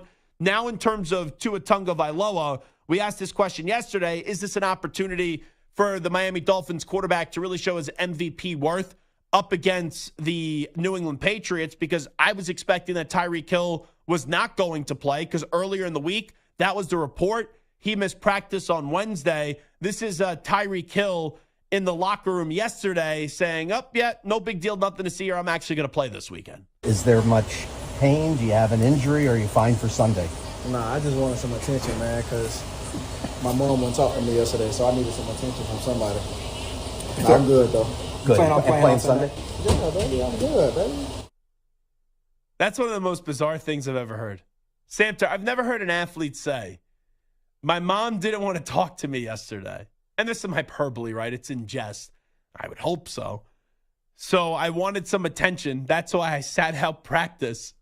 And I deemed myself not healthy enough to practice, but I'm all good. I'm going to play. I just wanted some attention. I mean, this is a guy who said he wants to be a porn star after his career is point. over. I think this guy kind of likes attention. I'm sure he was probably, no football player at this point in the season Wants isn't to admit 100%. that they're injured, yeah. So, maybe he was aching and sore, and he's like, I know the playbook. I'm good. I'm just going to sit out and relax. I'm fine. But, there's no reason for me to push it. That's probably all it was. Now, I did say this yesterday, and I'm surprised that Brock Purdy's now trending to play just because of how late we found out about him going into concussion protocol. But I did say with Tyreek Hill, just because he misses practice on a Wednesday doesn't mean, even though it was getting presented to us like he was not going to play, that he is going to miss the game, because there's no, like you just said, Samter, there's no need for him to practice. We know Tyreek Hill, when he's on the field, even if he's not 100%, he's one of the toughest, if not the toughest player to guard in the NFL, and that speed kills, and he doesn't need to sit there and go through practice reps and Mike McDaniel's practice. No offense to the head coach and Mike McDaniel, because when that dude gets on the field, he's a baller. And there are players that are treated differently on every team. You could treat Tyreek Hill differently, but that is actually a smart way by Tyreek Hill just to prevent any further questions, because I've dealt with a lot of beat reporters. Beat reporters, when they get thrown something that's funny, and also when they get thrown something that is so bizarre and is so one of one in the moment, they don't really know sometimes. Some beat reporters do, but then some people, they're just so, all right, I have to get my story. I have to type away my story. I have to meet a deadline. They're so regimented that they kind of lose that human touch a little bit to it. And in a moment like that, I thought it was just very bizarre, just the sounds of that quote, because everyone's like, what the heck does that mean? You needed attention the other day. And then you have Tyreek Hill just being like, oh, yeah, my mom didn't want to talk to me. I need more attention. And I thought it created a little bit of an awkward moment in the locker room. But it's a good job by Tyreek Hill, because there's really not going to be many further questions asked from that. So looks like it's going to be even tougher for the Patriots to try to get back-to-back wins, as Tyreek Hill, if you believe him, and Tyreek Hill's not the most trustworthy human being on the planet, he says he is going to play. P.J. Walker is going to get the start up against the Los Angeles Chargers. So this is who the Browns? The Browns will play the Chargers this week. That's the Bears who play the Chargers this week.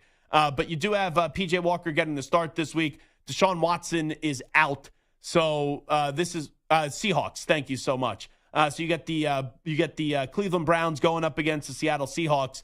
That vibe throughout the whole week with Deshaun Watson, it really is a bizarre one, because when we left the game, with Kevin Stefanski against the Colts saying he was not going to put Deshaun Watson back in, it was like, okay, but he was cleared from concussion protocol, but you're not going to put him back in. All right.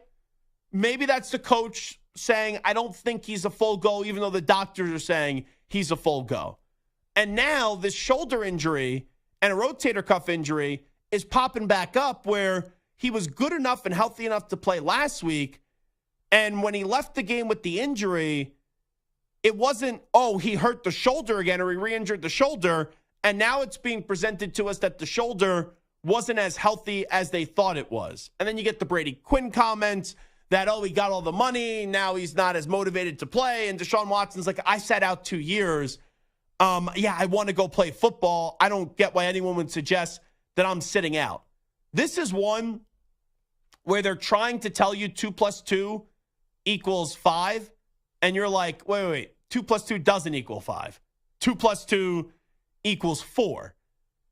And something just seems off here with Deshaun Watson and the Cleveland Browns. And Samter, usually I have a good read on this, but I don't have a damn clue how to read into this, because it is plausible to me that Deshaun Watson could have re-injured his shoulder. But then the way that Brady Quinn said what he said, it's like, yeah, I could also see that side too. When you get all that money and you're not feeling great, like if Deshaun Watson was playing for a contract this year, is he playing this week? Because sometimes you extend your body a little bit when you feel as if there's a financial component on the line. But when you get a fully guaranteed deal, do you maybe take an extra week or two? But it's bizarre to me how he came back, leaves the game with a different injury, and now on the injury report, it's what the old injury was and he cleared concussion protocol, so they can't say that it's the head injury. This is just, it's bizarre here. It's tough to follow along. Yeah, and honestly, I think if he was really milking it, he probably wouldn't have come back last week when there were still question marks. So, like, I guess that kind of... But he wanted to return last week, supposedly, right? And we were told it was Stefanski that didn't want to put him back in the game because he didn't want to cause further damage to him. Which brings back to the point of, like, then I don't put this on Deshaun. It doesn't seem like Deshaun is the one necessarily holding himself out. I don't want to give Deshaun Watson any benefit of the doubt. I did for years, and now I can't anymore. He's despicable. I can't stand the guy. Yeah. But at the end of the day, like, he was suspended for a lot of, last year. He wasn't making a big salary last year. So it's not like this big guaranteed money. He's just been sitting around getting paid and paid and paid and paid. No, but the contract's guaranteed. He knows whether this is a good story or a bad story here in Cleveland. He's getting the $230 million fully guaranteed. Third time. You're not wrong, but I mean... And he had the signing bonus, too. Yeah. That kicked in already. And that's part of it with the NFL, the non-guaranteed contracts. There's a level of motivation for these guys. But, like, the NBA, it's guaranteed contracts. Yeah. And baseball, guaranteed contracts. And just because guys get guaranteed contracts doesn't mean that they don't try hard or they're not looking to win and play games. They love the sport. And, yeah, they get this guaranteed money, but... Every other sport besides football has guaranteed money. So why would it that the one guy in football who has guaranteed money somehow, just because we know he's a scumbag, is the one guy who, like, Samson now not holding back there. He is. I mean, yeah, he is. I just wasn't ready for that. I wasn't ready for that word. 12 minutes past 4 o'clock here on the East Coast. We're a family, a friendly program here. Yeah, well, family friendly. For everybody picking up their kids from school, I apologize. Yeah, jeez. But just don't allow any of the people that you know to ever become like Deshaun Watson. Sure, absolutely. And I'm not a fan of Deshaun Watson anymore. I used to be. All I'm saying is, and I think you're using logic, and I'm not saying you're wrong, but usually, like, I just have a feel on this one. And once Brady Quinn said what he said, I just have no feel on this one because I think what Brady Quinn is saying could be plausible. But then it's like, all right, what Deshaun Watson said in response could be plausible too. Like, I've just sat out for 2 years. And we know this guy is addicted to football and he wants to play. So the whole thing just seems off. And it creates even more pressure on Deshaun Watson because even though P.J. Walker isn't playing sensational and tearing it up, the Browns won the last 2 weeks. And now if they go into Seattle and get another victory, it's like, dude, you better start showing up and balling out. And you know who always wins here? The NFL owners. Remember how big of a fear that was? Oh, Deshaun Watson got a guaranteed deal. All these other players are going to start asking for guaranteed deals. Well, Joe Burrow wasn't guaranteed. Justin Herbert wasn't guaranteed. Jalen Hurts wasn't fully guaranteed. As you go through all the quarterbacks that got these extensions, and now all the owners could say, look at what happened to the Cleveland Browns. They give a fully guaranteed player, a fully guaranteed contract to a player, and it's not working out. Because if you could ask the Browns if they could do this over again, I wonder what their answer would be. I do think that answer is a little bit premature, but there has not been a successful part yet for Deshaun Watson. A lot of that's been he's not been allowed on the field. Last year he was out, only got to play 6 games, and now with, I guess you could say, all that stuff behind him in terms of a punitive action. And now he just keeps on getting hurt. And he doesn't look like the top 7 quarterback or the top 8 quarterback that he used to be. And at the end of the year, I don't think this is going to go all that well, even though the Browns are winning games right now and they could be a playoff team, where we're talking about Deshaun Watson as this quarterback that we have a lot of confidence in. And I would say next year is a make or break year in terms of public perception of Deshaun Watson as a quarterback, but ultimately they're stuck with him for the foreseeable future because of the way that the contract does read. And then finally, Jimmy G limited in practice. Raiders play Monday night up against the Lions. I don't think it even matters. The Lions should win that game, and that's a perfect bounce back spot. Sorry, Stu. Stu's already off of football season. He's wearing a Devils jersey today. Is that a Nico Hischier jersey? Just wondering. It sure is, yes. Surprising. No Jack Hughes? I have a Jack Hughes one. Oh, you do? Multiple hockey I have 2. jerseys. Just 2, that's it. Okay. No Martin Brodeur or Ken Danico rip out the teeth? No? You're not going a little Dano? All righty. Your team has no shot on Monday, right? No shot. I'd be stunned if they were within a touchdown, to be honest with you. And even if Jimmy G plays, so what? It's like you're just waiting and delaying for him to get hurt again. And your dopey coach, for whatever reason, isn't going to go back to Aiden O'Connell, who he should, and he played Brian Hoyer last week. I never asked you about that. How do you justify that? I know that he said, preseason's different than the regular season. We need the experience. Dude, your team sucks. Your team's bad. Even though last week, going into the game, they were 3-3 and they were, getting lipstick put up on a pig pretty much, which was happened with the last week with the Las Vegas Raiders. But we all know what Brian Hoyer is. Brian Hoyer is a backup quarterback. He's not a starting quarterback in this league. He shouldn't be starting games in the year of 2023. And O'Connell, I know it's against different members of the team, like different place in the depth chart. O'Connell, from what I saw from afar in the preseason, did some good things. Yeah, he looked good. He didn't look good against the Chargers, but I also think that was a product of them not blocking Khalil Mack and not giving him any time to do anything. So Mack had 6 sacks in that game, and also you get the ball down to the 3. Oh, let's put the ball in Aiden O'Connell's hand. Run the damn ball with when Josh you have Josh Jacobs. Yeah, it's ridiculous. Morons. They're really morons. Trust me, it's. I'm used to them being morons. It's just a different moron in McDaniels. Yeah, but now this personally affects me. Because I see your level of happiness just sucked right out of your body. And I don't like to see a sad stew. Sad stew, Samter may like it, but I don't like it. I don't enjoy a sad stew. Oh, I love sad stew. Yeah, because you're a miserable human being from time to time. Time to time? I'm always miserable. You have a soft spot to you. Yeah. You do have a soft spot to you.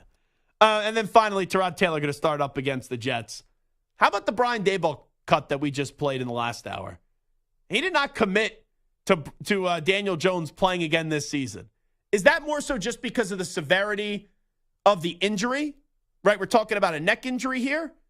Or is that, Tyrod Taylor's playing fine and the offense looks something competent right now. I don't want to make any declarations until, I guess you could say, that the hot hand of Tyrod Taylor gets cold. That was a bizarre answer there, Samter, from what we heard from Brian Daboll earlier. Just very bizarre.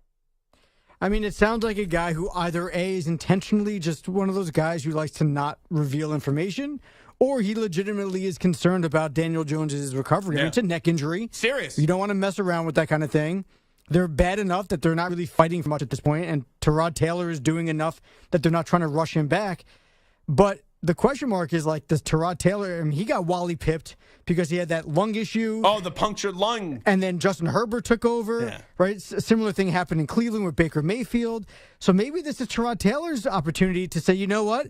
I've been kind of, screwed over a few times. Maybe I'm going to be the one who's going to take over here and knock the starting incumbent quarterback out of the position. If this was Saturday nights about 6 or 7 years ago on CBS Sports Radio, what you just said would be asked like this. It's the Saturday Night Huge Show on CBS Sports Radio with Bill Simonson.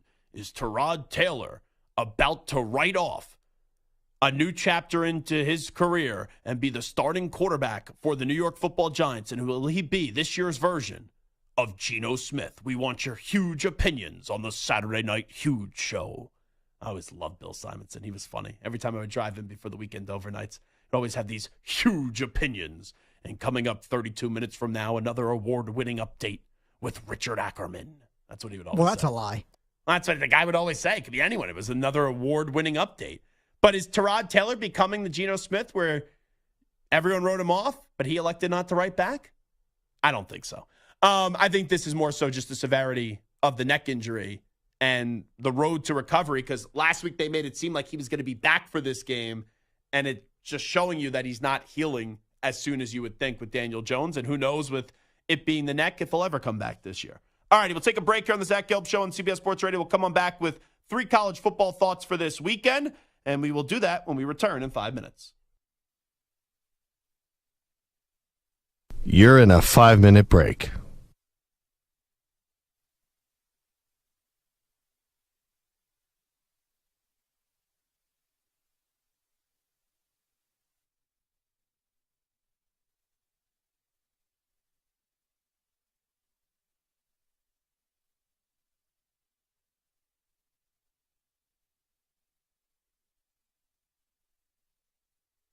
4 minutes, 30 seconds remaining.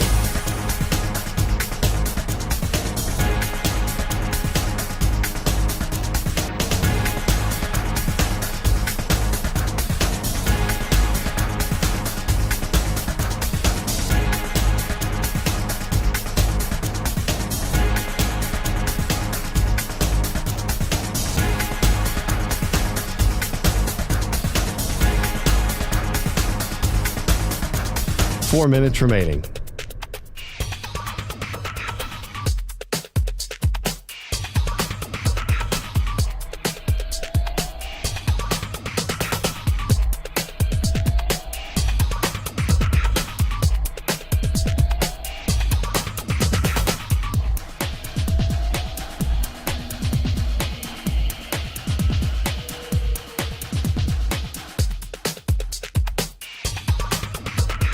Three minutes, 30 seconds remaining.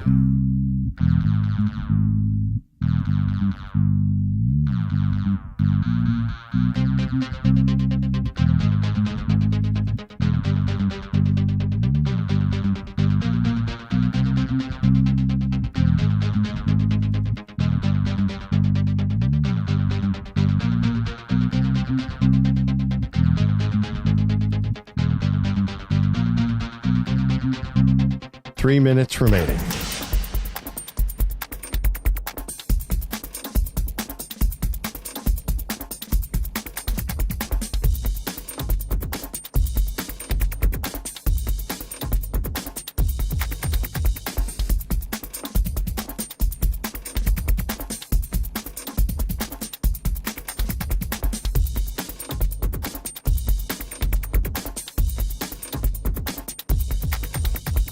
Two minutes, 30 seconds remaining.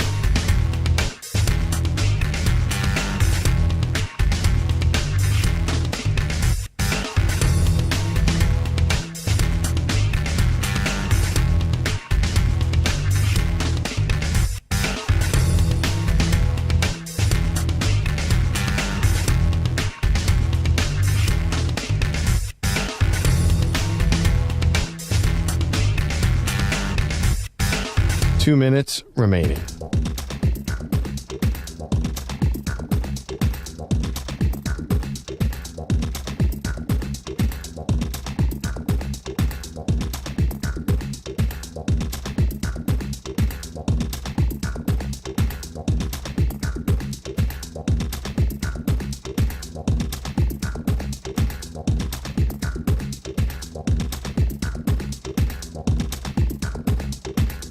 One minute, 30 seconds remaining.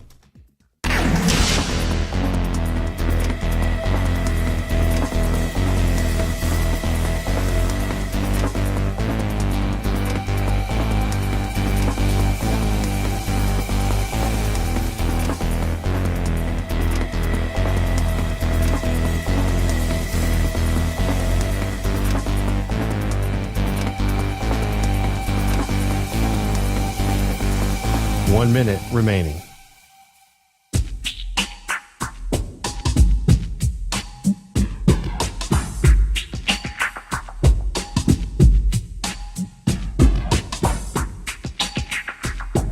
.45 seconds remaining.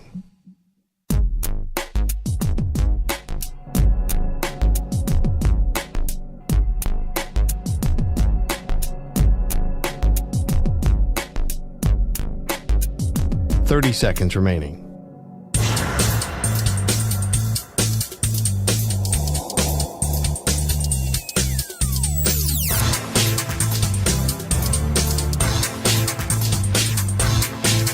.15 seconds.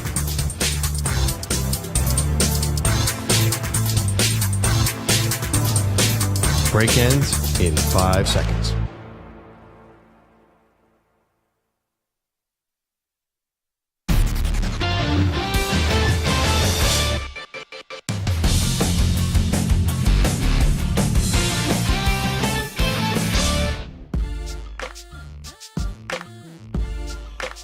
He's live. He's nationwide on CBS Sports Radio. Lincoln Riley is an overrated coach. That doesn't mean he's horrible. That doesn't mean he's a miserable head football coach. He's a very, very, very good head football coach. But in big moments, he doesn't show up. And to not get to a college football playoff with Caleb Williams is embarrassing. Either USC or LSU are the two most disappointing teams in college football. We're not even in November yet, and both of those teams won't sniff the CFP. This is the Zach Gelb Show. Here's your host, Zach Gelb. Breaking news.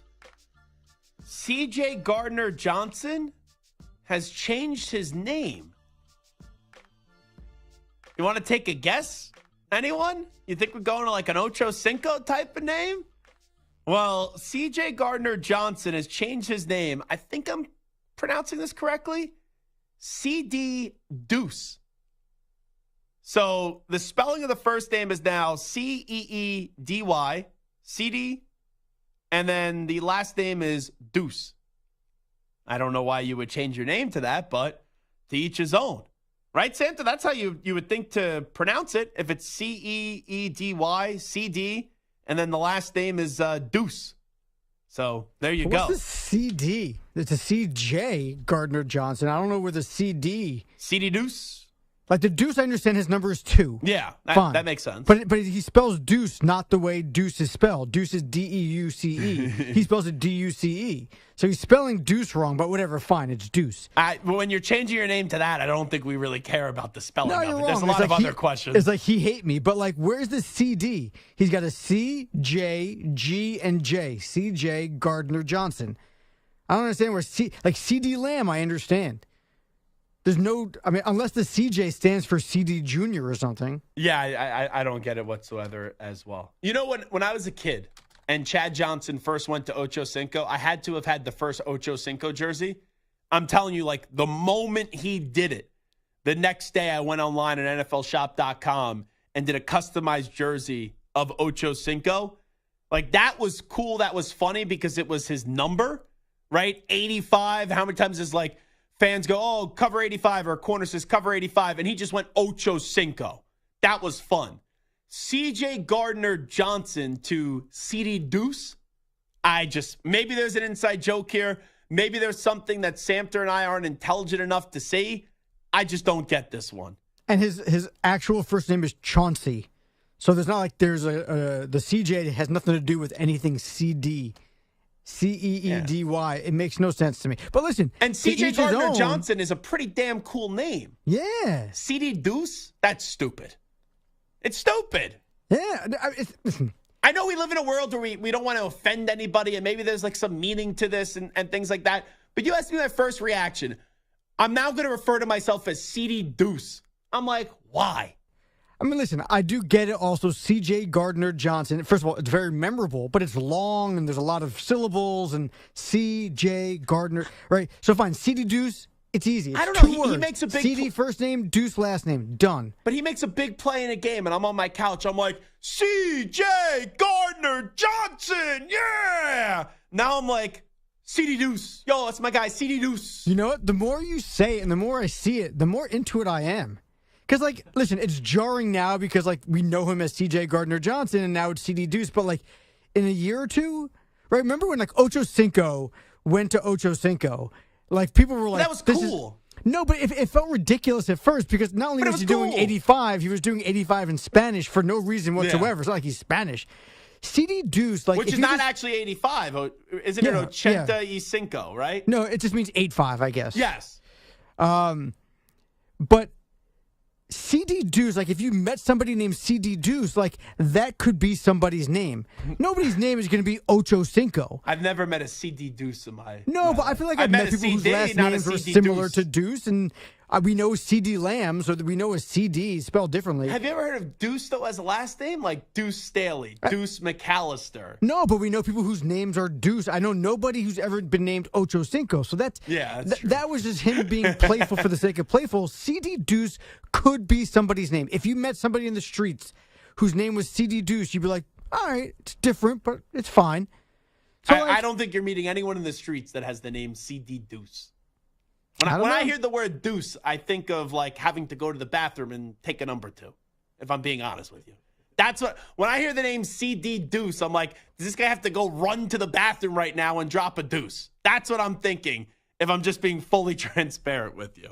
All righty, let's pay the bills right now. Fairfield by Marriott is the official hotel partner of the NCAA with over 1,000 locations around the country. You'll always have the home field advantage. Visit fairfield.com to book your stay. Number 13, Utah hosts number 8, Oregon tomorrow in a battle of one-loss Pac-12 teams. Oregon's quarterback Bo Nix had a great season so far, completing 78% of his passes for 2,089 yards to go along with 19 touchdowns and just 1 interception. Meanwhile, the Utes have struggled to replace the injured Cam Rising as Bryson Barnes and Nate Johnson have combined for just 7 passing touchdowns to go along with 3 interceptions. With that being said, though, Utah, who owns USC, just beat them again. They beat them twice last year, and they just handed them another loss this season. Kyle Whittingham is one of the best coaches in the nation. When we did our rankings yesterday, I ranked him as the 6th best coach in college football. I do think, though, going up against Oregon this week is a step up in competition for Utah up against their opponent and their foe last week of USC. USC doesn't have a defense. You got Caleb Williams coming off his worst game up against Notre Dame, and then that offense, was up and down the following week. But I look at this one. Oregon's one of the more well-rounded teams in the country. Their offense is elite, and they also have a very good defense with Dan Lanning over there as the head coach. I'd like Oregon to go into Utah this weekend and win the game. Utah, it's incredible what they've been. 6-1. Ranked top 15th in the country, top 15 team without Cam Rising, losing Dalton Kincaid to the NFL. They have been remarkable that they've got it to this point. Oregon, even though Utah's won the last 2 Pac-12 championships, I just think this year is a step up in competition. I expect Oregon to win the game. Now, the other 2 thoughts for college football this weekend, Georgia and Florida. I'm fascinated by the world's largest outdoor cocktail party this weekend, because Georgia's a team that outside of Kentucky, they have not looked dominant this year. And there's been some games where Georgia has had to crawl to the finish line, but they still get there. Now, they're still undefeated until you beat the champs. I'm not going to overlook Georgia. But with that being said, no Brock Bowers in this one, even though Georgia has a ton of talent. I want to see if Florida can make this a game and get Georgia uncomfortable. The spread would indicate no, 14.5 points. I do think that's Vegas begging you to minus the points with Georgia. It's tough for me to trust Florida because I just don't know what the identity of this team is in the last 2 years of Billy Napier. Billy Napier had an enormous victory, his first game as the coach of Florida last year, taking down Utah when he had Anthony Richardson. But outside of that, it hasn't been this wonderful performance for Florida. A few weeks ago when they went up against Kentucky just boat raced them. So it's an important game for Florida. Georgia's not this dominant team as they've been the last 2 years. There are some vulnerabilities. Keep the game close, Florida, and see in the fourth quarter if you get a victory. I do think Georgia's going to win, but I think it's going to be something like 27-20 or 24-20 in this one. And Carson Beck will do enough to get the victory. And then finally, you do have Texas and BYU this weekend in Austin, and all eyes are going to be on Malik Murphy because Quinn Ewers is not going to play. Malik Murphy is QB2, and then some fellow by the name of Arch Manning is QB3 going into the season. Now he'll be QB2 with Quinn Ewers out and Malik Murphy starting. Here's the head coach of the Longhorns and Steve Sarkisian on getting asked if Arch Manning's going to play at all this weekend. Malik's going to start the game and go play in this game. I haven't made a decision if I want to get Arch in there just to get him in there or not. But we have discussed that some because I do think there's some valuable experience for him in that. But I have to make sure that that's in the best interest of the team. Yeah, that seems like if all goes according to plan, Arch Manning's not going to play this weekend. Now, the 2 ways I think, or even 3 ways you could see Arch Manning play. Number 1, Malik Murphy struggles. Number 2, it's a blowout up against BYU and you want to get him some garbage time. Or the other one would be, and no one wants to see this happen, you already had Quinn Ewers get hurt. If Malik Murphy gets hurt, then you don't have a choice but to play Arch Manning. So hearing that answer from Sark, I do believe there's some coaching strategy to it. You want to give the look as if there's a chance he's going to play. But by design, I don't think they're anticipating Arch Manning to take a snap this weekend unless the game ends up being a blowout. I do not believe that we'll see much or any at all of Arch Manning by design if this is the way that Texas has this thing going according to plan coming up tomorrow on Saturday. All righty, we'll take a break here on the Zach Gelb Show on CBS Sports Radio. We'll come on back. We will do a little onside, offside. We do this segment every Monday and Friday. We got some questions. We'll give you some answers on some big topics when we return. But first up, with the latest CBS Sports Radio update, here he is, the Ackman, Rich Ackerman. CBS Sports Radio. Sports Flag. Well, the Rangers and Diamondbacks, a pair of wild cards who were the 5th and 6th teams respectively in the American and National Leagues, meet in the World Series tonight. Game 1 in Texas. And Nathan Eovaldi makes his first career World Series start, though he has pitched in the Fall Classic before in relief with the Red Sox. He has been brilliant this year and is looking to become the first pitcher to ever win his first 5 starts in the playoffs. He's going to stick with the same formula that has made him so successful this year. Try to keep the ball in the ballpark and, try to prevent them from getting on base. But, you got to make sure that you're working quick on the mound and executing pitches. And, that's where it's nice that we got Jonah behind the plate. He's got a great arm and does a great job back there behind there. And you don't have to be as fast as you normally need to be. But, with a few certain guys out there, you got to make sure that you're holding them and giving them a good chance to throw them out. 17-game winner Zach Gallen takes the mound for the Diamondbacks, looking for their first title since 2001. In the NBA, the defending champs were victorious at home on opening night, and Denver looks to back-to-back wins to open the season when they take on the Grizzlies in Memphis. Justin Fields will miss his second straight game with a thumb injury. Tyson Bagent will start again. Kyler Murray listed as doubtful for the Cardinals. I'm Rich Ackerman. CBS Sports Radio is everywhere, Perloff, at home, in your car, and, of course, on your phone and tablet. Maggie, you can find us on your local affiliate, Sirius XM Channel 158, or the free Odyssey app. CBS Sports Radio.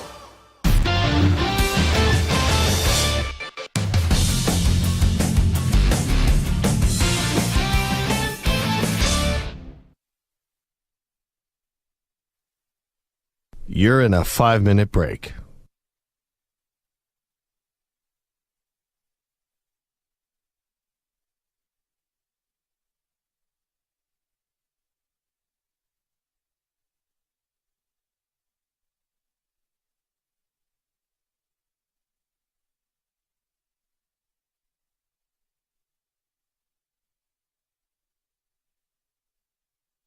Four minutes, 30 seconds remaining.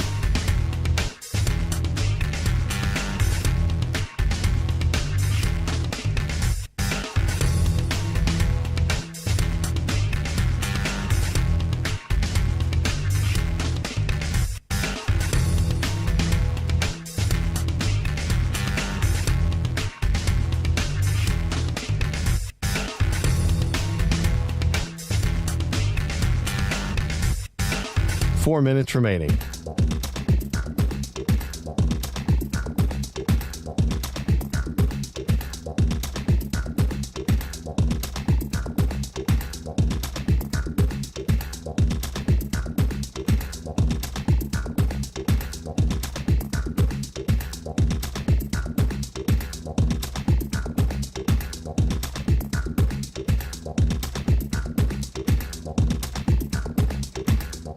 Three minutes, 30 seconds remaining.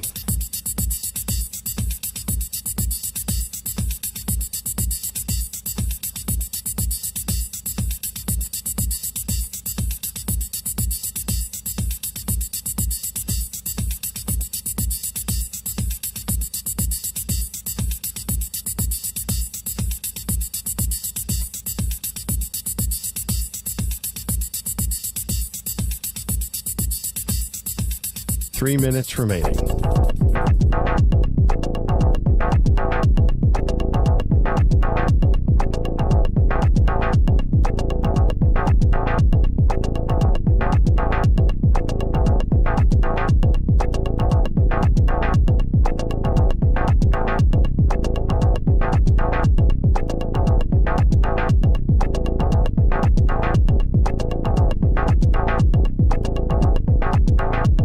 Two minutes, 30 seconds remaining.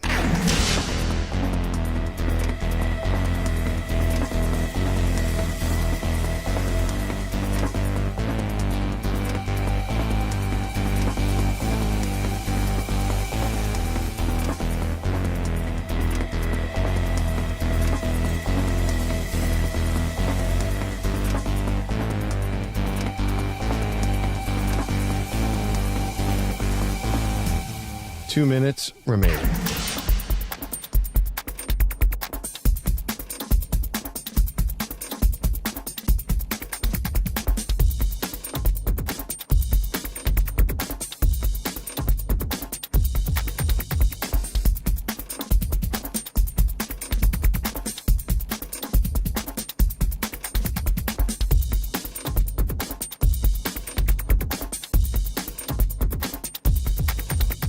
One minute, 30 seconds remaining.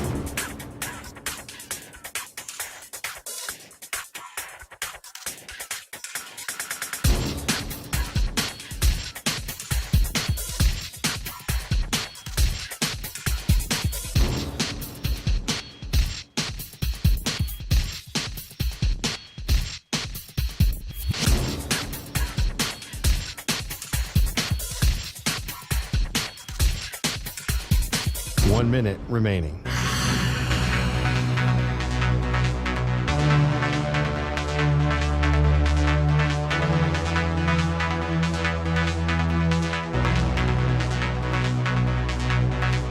Forty-five seconds remaining.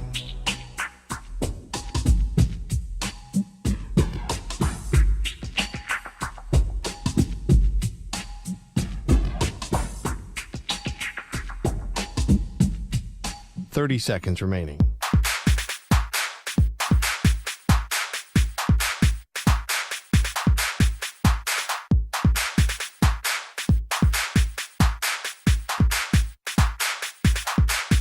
Fifteen seconds.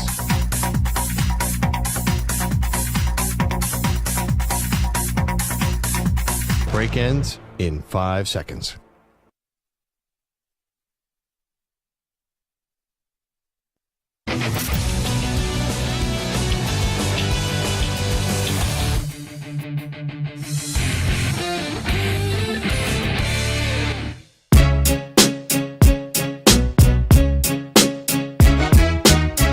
Now back to the Zach Gelb Show.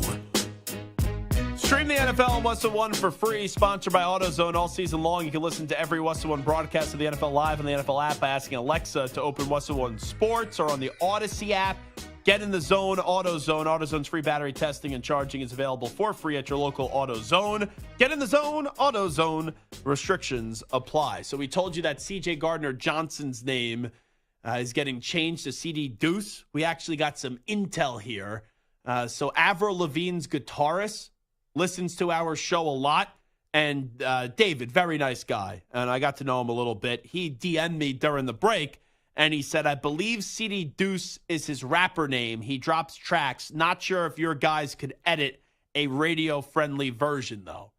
So I kind of vaguely remember C.J. Gardner-Johnson releasing some rap songs. I didn't know that he was, though, like, going to fully embrace this and now be CD Deuce on the tracks. So there you go. There's your answer. You're burying the lead. You're friends with Avril Lavigne's guitarist, and Avril was like the one for me when I was growing up. That's your crush? She was my one. I mean, when we were like in high school, right? And so if you have your list of like the 5 names, Avril will and always has been and will forever be on my list. All righty, Moist Mike. There's a few names that can come and go. And then there's a few names that are on that list at all times, and Avril is one of them. I think I just made Stu spit up whatever he was drinking. Stu thought that one was very funny. Yeah, that's why that word is disgusting. Yeah. Nobody wants to think about me in that way and then say the word that you just said. I just dangled the carrot out there. You were the one that took the bait. You didn't have to go down that road. People could interpret it many other ways. Not everyone has a dirty mind like you do. No, but you brought it up, and Stu gagged and almost vomited on the board. So come on. I'm not the one who brought it up. Getting too graphic here now. A little bit too much here. It's a Friday. I don't want to call from Spike Eskin at the end of this show. You guys got a little bit rated R today. But real quickly on this topic, you said your crush growing up was Avril Lavigne. Stu, who was your crush growing up? Mila Kunis. Ooh. That's a good one. That's definitely, yes. Mine was Beyonce and Carmen Electra. I was a big Carmen Electra fan. But Beyonce was number 1, Carmen Electra number 2. Man, you're young. Obviously. I mean, Carmen Electra, like that's more my age range. But Beyonce, I guess, when did Beyonce start? Now you're going to ask me Beyonce trivia as if I'm a queen bee? Let's see. Beyonce's 42 years old. I don't think that's crazy. Yeah, I guess Destiny's Child formed in 1990. Yeah, it's not wild. I don't know when they got big, but... No, but Beyonce's gorgeous. What else is there to say? No, I know, but you talk about, like, growing up. Like, I'm talking about, like, when I was, like, in middle school and high school. So I just don't know. Like, Beyonce was... You're not still in middle school? Shut up. Let's get to onside, offside. You got it. Hit it. Zach's taking on the most polarizing issues in sports. Which side of the line of scrimmage will he end up on? Offside. Defense number 69. It's Onsides, Offsides with Zach Gelb on CBS Sports Radio. How old are you, by the way, Santer? 40, beautiful, 3 years old. So, like, your next big birthday then is 45, right? Sure. So is 45 a big deal? Probably not. 50. Okay. I don't think 45 is really that big of a deal. 40 and 50. All right. I was going to say, maybe for your 45th birthday, reach out to David. Get a little Avril Lavigne. Hey, Big Mike CBS, Moist Mike, happy birthday. And you Love know you. The weird thing is, the reality is actually Beyonce, they got big in 99 and Avril got big in 02. So I don't know what I'm talking about. I guess Avril got her start after Beyonce did. And then also, like, Mila Kunis is younger than Beyonce. And that was Stu's answer. But Stu's like 12. Stu's older than me. I'm older than Zach. Yeah. Is that true? Yeah. Man. But I am the captain now. All righty. Captain Hook. Let's go. The Cowboys are the captains. They're 4-2 with both losses coming against the NFC West and the 49ers and Cardinals. Now they take on their third West foe, hosting the 3-4 Rams this weekend. So onside, offside, Dak Prescott must have a big game for the Cowboys to win against the Rams. Yeah, I think so, because Tony Pollard is just not as great without having a complimentary back. Can the defense force enough turnovers to make Stafford look old? Sure, but you need Dak to go toss like 3 touchdowns this week and start playing better week in and week out. So, yeah, I think Dak has to have a big game for the Cowboys to win onsides. All right, Ryan Tannehill has officially been ruled out for this weekend for the Titans, and Will Levis is expected to start. However, Mike Vrabel says both Levis and Malik Willis will likely see action in the game. Maybe down at the goal line, potentially? Possibly. Onside, offside, either Will Levis or Malik Willis could become the Titans' long-term starting quarterback. Malik Willis, no, because that rubs me the wrong way when it's like, oh, he should have been a first-round pick and he was supposed to be a first-round pick, and then he goes in the 3rd round and he wasn't even the second quarterback selected in the draft. And when Kenny Pickett, Desmond Ridder, then Malik Willis. Will Levis was also supposed to be a first-round pick, but he fell to the early 2nd round. I don't think that either are going to pan out to be the long-term starting quarterback here in Tennessee, so I will go offside on this one. Offside. Did you guys try the mayo in the coffee, by the way, with Will Levis? We did try it. It wasn't nearly as gross as you think it would be. But you got to remember, what did I put, ranch in the ice cream? Yeah, that's when I was filling in on this show. Like, that's something I would not want to do. Like, mayo in coffee, I can stomach that. Deal breaker, by the way. What? The cold brew that I usually get each and every day, they're selling in my supermarket now, a whole jug of it for $10. I'm used to paying like $5.27 a day for a cup of that. So now I got a whole big jug of cold brew in my apartment. There you go. Dinner's on you. The 3-3 Bengals come off talking about breakfast right there. Why are you talking about dinner now all of a sudden? All right, fine. Breakfast is on you. Although, let's hope that I'm not hanging out with you that early in the morning at any point. Well, I'm going to Siddell's tomorrow. First time ever in NYC, so you may want to join me for breakfast tomorrow. All right, I'm there. So the 3-3 Bengals come off the bye to face the 49ers, possibly without Brock Purdy. We don't know yet. However, every other team in the AFC North is above 500, so the 2-time defending division champs sit dead last in the division.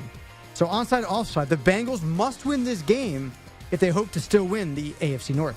I think that is an onside because the Ravens should be able to take care of business against the Cardinals, and it is trending in the direction that Brock Purdy's going to be rocking out with his Brock out, practicing once again, expected to clear concussion protocol by tomorrow. So you say the Bengals must win this game if they still hope to win the division? Yes, sir, from me on sides. All right, 6th-ranked Oklahoma travels to Lawrence to take on the 5-2 Kansas Jayhawks in a huge Big 12 matchup. With the first playoff rankings coming out on Tuesday, Halloween scary. Ooh. Some believe Oklahoma could jump FSU and Washington into the top 4 thanks to their schedule and their win over Texas. So onside, offside, Oklahoma has a better resume than Florida State and Washington. So Oklahoma's biggest win was up against Texas. None of their other wins were all that impressive. For Florida State, they beat LSU to start off the season.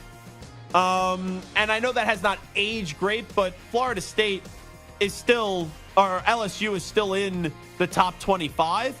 And yeah, they beat Clemson, and Clemson's not a good football team this year, but it's still a quality win for the Florida State Seminoles. And they just beat Duke, who was also in the top 25. So I think Florida State has a better resume than Oklahoma. And as for Washington, their only great win was up against Oregon, but you still have to play USC, Utah, and Oregon State. For Oklahoma, there's not another game the rest of the year that's against a ranked team currently of Kansas, Oklahoma State, West Virginia, BYU, and TCU. You'll probably see Texas again, you would think, in the Big 12 championship. So right now, Oklahoma has a better resume than Florida State and Washington. That's a no for me, dog. I'm not going to say that offside. Offside. Now, last night, Damian Lillard debuted for the Bucks and lit it up in the fourth with 14 points to help Milwaukee take out the Sixers by 1. However, while Dame was rolling, Giannis took just one shot in the final 3 minutes of the game. So onside, offside, the Bucks are better off with Dame closing out games than Giannis. Oh, this is the easiest question you ever asked me. Onsides, absolutely. Every day it's the easiest question. Like, every day I just one up myself with asking you an easier and easier question. Yeah, well, you set the bar pretty low, and you just get easier and easier and easier and easier. But no, there's no doubt about it. That's why you brought Dame in. That's why Miami so badly needed Damian Lillard, because Jimmy Butler is a damn good player, but he doesn't make the big shots late, and you needed someone else to close out those games. And Giannis Antetokounmpo, as sensational as he is, he's one of the best players in the league. He's not the guy that you look at in the final few minutes of a game to hit the big shot. So yeah, that's a wonderful partnership. Milwaukee is the gold standard for how a small market should be run. They already have one championship. Giannis says, you got to go out, do something else, or else I'm going to leave. You get Damian Lillard. As long as these two stay healthy, it could be a party in Milwaukee this year. So in the other NBA game last night, the Lakers beat the Suns 195 despite 39 points and 11 boards from Kevin Durant, as both Devin Booker and Bradley Beal set for Phoenix. So onside, offsides, 35-year-old Kevin Durant should still be the go-to player on the Suns this season over Booker and Beal. That's an offside for me. We all know how great Kevin Durant is, but he is getting older. He's been banged up. You need Devin Booker to be your best player. And then if you could have Kevin Durant always be viewed as the best player on that team, but in reality be your second best player and not have so much wear and tear added on to what's already there on the body, and then just could have him only be like great and dominant in the postseason, that would be a plus. So throughout the entirety of the season, you need Devin Booker to be the best player. So you asked me, 35-year-old Kevin Durant should still be the go-to player on the Suns this season. I would say offside. Offside. There you go. A little onside, offside on this Friday edition of the Zach Gelb Show on CBS Sports Radio. We will take a break. When we come on back, we'll do a little CJ Stroud up against Bryce Young. Are the Carolina Panthers regretting taking Bryce Young over CJ Stroud? And then also, when we look at the last 2 to 3 drafts, can we do some draft do-overs? Some teams that are sitting there saying, man, we really messed up on this player when we could have had that player. We'll come on back in 5 minutes. One more hour to play, 60 minutes to go. Zach Gelb Show, Football Friday, right here, CBS Sports Radio, 855-212-4CBS, 855-212-4227 on social media, at Zach Gelb.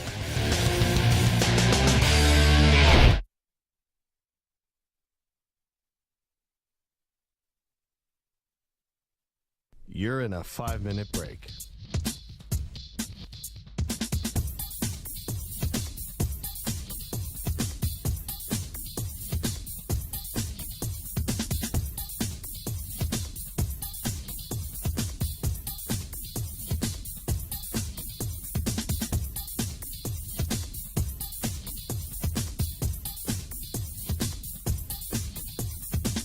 Four minutes, 30 seconds remaining.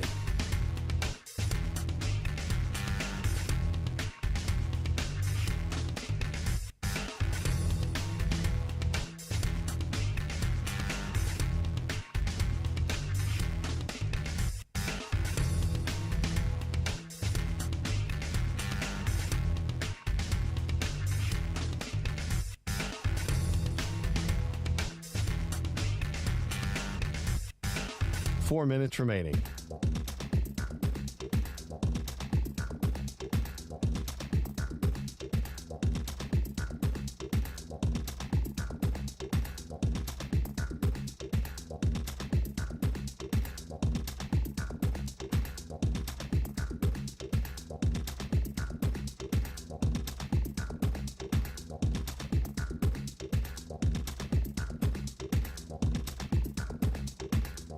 Three minutes, 30 seconds remaining.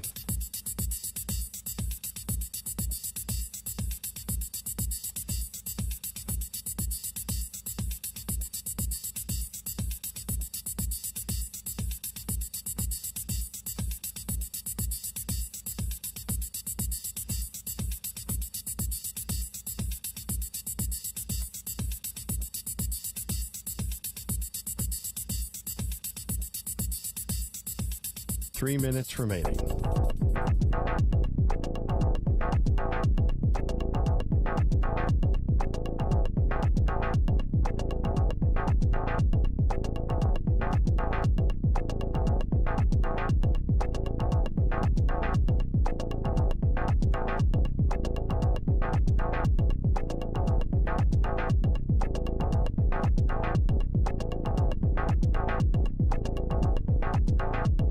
Two minutes, 30 seconds remaining.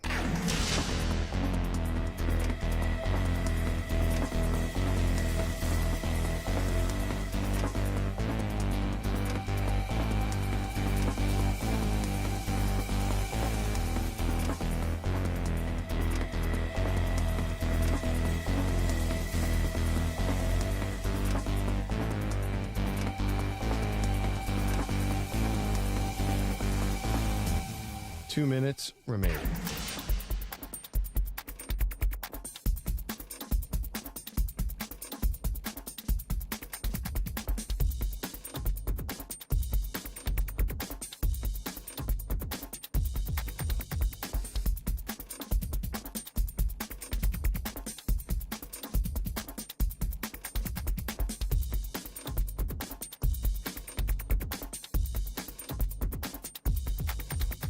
One minute, 30 seconds remaining.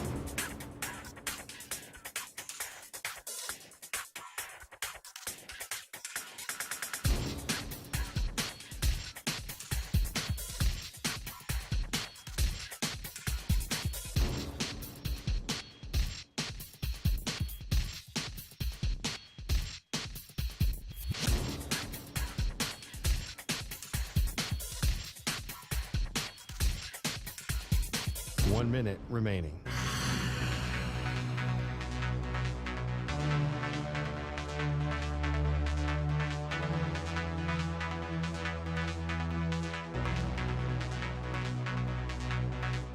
Forty-five seconds remaining.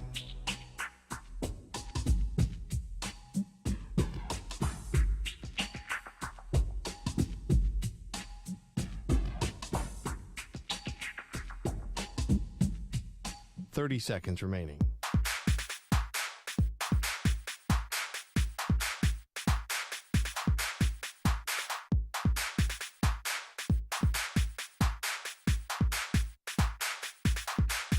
Fifteen seconds.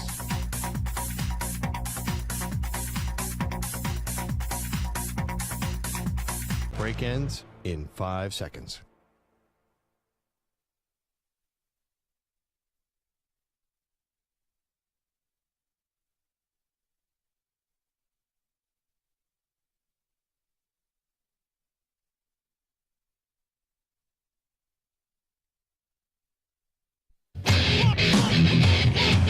He's live.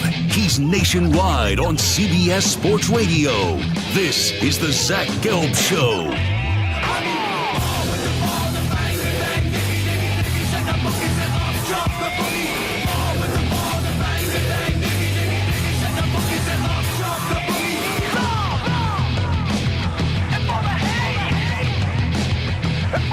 Here's your host, Zach Gelb. All right, and we continue. This is Zach Gelb Show, coast to coast on CBS Sports Radio. The Texans play the Panthers this weekend. If you listen to this show throughout the time of this NFL season, you know I was never optimistic about the Carolina Panthers this year. I said if there's one team in the NFC South that has zero shot to win that division, it's the Carolina Panthers. Well, with that being said, coming off a bye week, with them being an 0-6 football team, you can't even look forward to the first overall pick because you traded that away in order to go get your quarterback in Bryce Young, and the Chicago Bears fans are doing cartwheels and somersaults in the street. I have a prediction to make. I think the Carolina Panthers are winning this weekend. Now, I'm not a big fan of Frank Reich as a head coach, but Frank Reich as a head coach is 4-0 coming off a bye. And when I look at the Vegas world of this, the Texans, who are a much better team than Carolina, they're only a 3-point favorite on the road. Something seems fishy here. And I've gambled long enough where Zach Gelb of years past would be a sucker. Zach Gelb would look right at that line and be like, the Texans are so much better. I'll lay the 3 points with them. And maybe this is one of those weeks where you expect the unexpected in the NFL. There's really no reason why I should pick the Panthers to win this game. But I have a feeling the Panthers are going to win the game, and I think you should plus the 3 points with them. Because all throughout the week, we have anointed C.J. Stroud the guy. And C.J. Stroud has been running circles this year around Bryce Young. The Panthers have nothing on offense that you could really believe in, and they have a solid defense, but a solid defense only holds up for so long when the offense is doing absolutely nothing. But for some reason, because it makes no sense, I'm going to do the opposite, and I'm going to take the Carolina Panthers to win that game. But from a bigger point here, do the Carolina Panthers regret the draft pick of Bryce Young? I think it depends on who you ask in the organization. Because from Adam Schefter, before the draft process, the preference of the head coach in Frank Reich was C.J. Stroud. Remember also, it was their quarterback coach, Josh McCown, at the C.J. Stroud Pro Day. They were like, talking, I can't wait to play basketball with you when you're in Carolina. Everything was pointing out to be, even though all year long in the college football season, it was Bryce Young, number 1 overall pick. Bryce Young, number 1 overall pick. In the scouting process, it started to look like the Panthers really loved C.J. Stroud. And then something happened. And that something was the big man upstairs. I don't know, I'm not talking about God. I'm talking about David Tepper, who owns the team, who, if you want to use a Major League Baseball analogy, like I'm sure David Tepper has dreams of being George Steinbrenner. He has a lot of money. He likes to make bold statements, and he likes to be the one behind the moves. And I used this analogy before. David Tepper owns the restaurant. And what David Tepper did here was he goes, we're creating the featured meal tonight.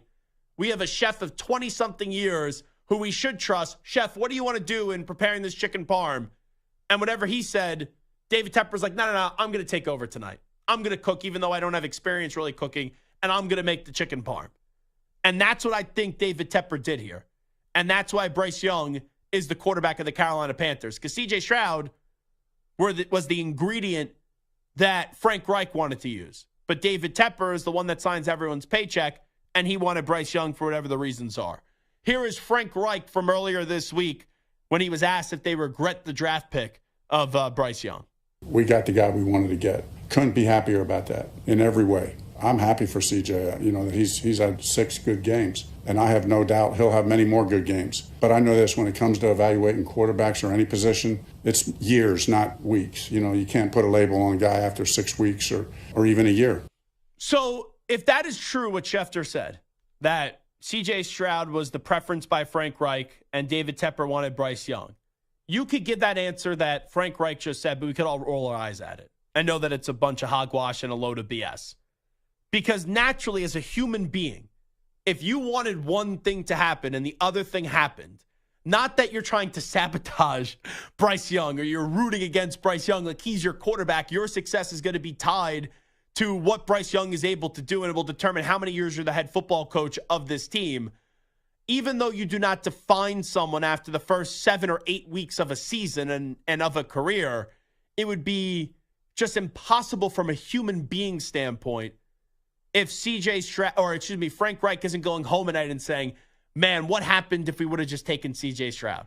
Because look at the number C.J. Stroud is putting up with the Texans. He's off to a historically great start for a rookie quarterback. And then you have Bryce Young, who's undersized, has been getting injured, and he's really not been able to do much or showcase much because the offensive line has significantly regressed. Adam Thielen is your best receiver, and I like Adam Thielen, but in the year of 2023, even though he's putting up good numbers, he can't be your number one wide receiver. And Miles Sanders is overrated, and I tried to tell everyone that when the Carolina Panthers signed Miles Sanders. So I do think, depending on who you ask in that organization, yeah, there has to be some regret in drafting Bryce Young, but it doesn't mean that they can't find a way to eventually make it work. And this offseason, I'll be fascinated to see what the Panthers do. Do they get rid of Scott Fitterer? I don't think Frank Reich's going to be one and done, but what's the big wholesale changes that you make this offseason? And you need to go get Bryce Young, a legit number one wide receiver. You need to beef up that offensive line, and then also get something in the run game. And you just paid for a few years Miles Sanders, but Miles Sanders is not that dude. So looking at the last 3 years, 2021, 2022, and now this past draft of 2023, are there some do-overs that teams wish they could have had? Like the Jets sitting there with the second overall pick and taking Zach Wilson.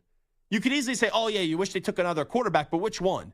Like Trey Lance went after Zach Wilson. Justin Fields went after Zach Wilson. Mac Jones went after Zach Wilson. I guess if you had to argue a quarterback, it would be Justin Fields. But I would actually go a non-quarterback there if the Jets could have a do-over there with Joe Douglas and say, we're not going to draft Zach Wilson at number 2, but at number 12, Micah Parsons, they go.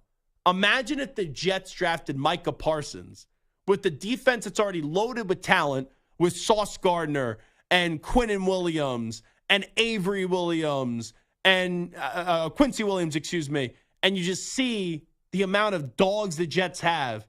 Imagine Robert Saleh got to coach Micah Parsons. So that's a do-over I would do. The 49ers, I would say, don't even trade up to the number 3 overall pick, which they did. And they gave up a bunch of first-round picks to do so. And when you do that, you're going to take a quarterback. But let's just say they moved up and they realized that was a mistake. The San Francisco 49ers, here were some players that went after Trey Lance. Kyle Pitts, Jamar Chase, Jalen Waddle, Penei Sewell, J.C. Horn, Patrick Surtain, Devontae Smith, Justin Fields, Micah Parsons. I would say 2 things. I would have loved to have seen the 49ers with either Mac Jones or Justin Fields. There were some reports that Shanahan wanted Mac Jones. But you could argue Micah Parsons in that spot. But imagine if you had Patrick Surtain with how great that defense is, and you added Pat Surtain into that secondary. And then also from a receiving standpoint, you already have Debo, you have Brandon Ayuk, you have McCaffrey out of the backfield. They could have drafted Jamar Chase or Jalen Waddle, and that would have been an already tough enough offense to stop, and it would have made it even tougher. Also, you look at the Falcons at 4, taking Kyle Pitts. Kyle Pitts has been fine. I don't think he's been utilized the right way by Arthur Smith. But for the Atlanta Falcons, who, sure, at the time they had Calvin Ridley, and we didn't know what Calvin Ridley was going to go through, right? You're trying to find that next great wide receiver. Atlanta with Jamar Chase or Jalen Waddle, that would have been a whole lot different. So those are some from the 2021 draft. From the 2022, I think it starts right at the top. Trayvon Walker should never have been the number 1 overall pick. And the Jaguars are a good team. You got Trevor Lawrence, you got Calvin Ridley, you got Travis Etienne Jr. who finds the end zone at least once each and every week, it feels like. Evan Ingram has turned his career around. He's a solid tight end. And defensively, you got some good players. Rayshawn Jenkins, as we talked about. You got Josh Allen. But Trayvon Walker, for a number 1 overall pick, is just not a number 1 overall pick. And look at what Aiden Hutchinson is doing with the Detroit Lions, picking off footballs, getting to the quarterback, the athleticism. That could have been a game changer. In back-to-back years, you could have selected the guy on offense for the foreseeable future and the face of your franchise in Trevor Lawrence, and you could have followed it up with Aiden Hutchinson, who would have been the face of your defense. Because that's what Aiden Hutchinson has become for the Lions. You could even argue he's become the face of that franchise. Because when you look at Detroit, who's the face of that franchise right now? It's got to be Aiden Hutchinson. It's not Jared Goff. Goff's a good player. I like Amon-Ra St. Brown, but I wouldn't say he's the face of that franchise. Penei Sewell's a good offensive lineman, but he's not the face of the franchise. Aiden Hutchinson, also going to Michigan. That's the face of the franchise for the Lions, and it could have been the second face of the franchise for the Jacksonville Jaguars, or at least their identity on the defensive side of the ball. And I'll give you one more from this draft class. Derek Stingley, who's fine, but after him was Sauce Gardner, who through 2 years has been great. Could have got a way to get Sauce Gardner if you're the Houston Texans.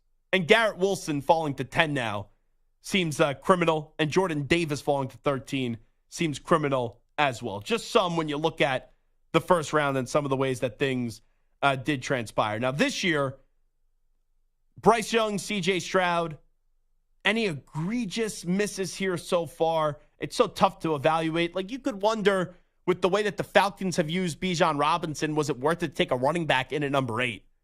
Because they should be handing the ball off more to BJ Robinson. It seems like they're more, Bijan Robinson, it seems like they're more inclined to just throw the ball with Desmond Ridder. Carter was character issues with what happened off the field. You knew he was falling to Philadelphia in at number 9. Jahmyr Gibbs, that's one that maybe it ages out to be good, but right now he's been hurt. And even before that, David Montgomery was good enough. Like, the Lions could have used other players in other areas, and I don't think you needed to take a running back in that spot, and it didn't make a ton of sense there. But nothing egregious so far when you look in the first round. But really, it starts at the top with Bryce Young and CJ Stroud, and a lot of people are going to question that. And that's what makes the quarterback so fun.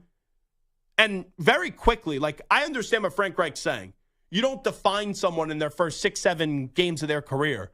But teams have moved on from quarterbacks quicker than I could have ever imagined that they take in the first round. Because it's always that next contract. And whatever that next contract is, if you're paying a quarterback, it's going to be at an enormous rate, a rate that's through the roof. So we've seen teams now quickly identify that their quarterback isn't the guy, and then they know that that time clock is ticking. We're sure you could give the 5th-year option and get 5 years.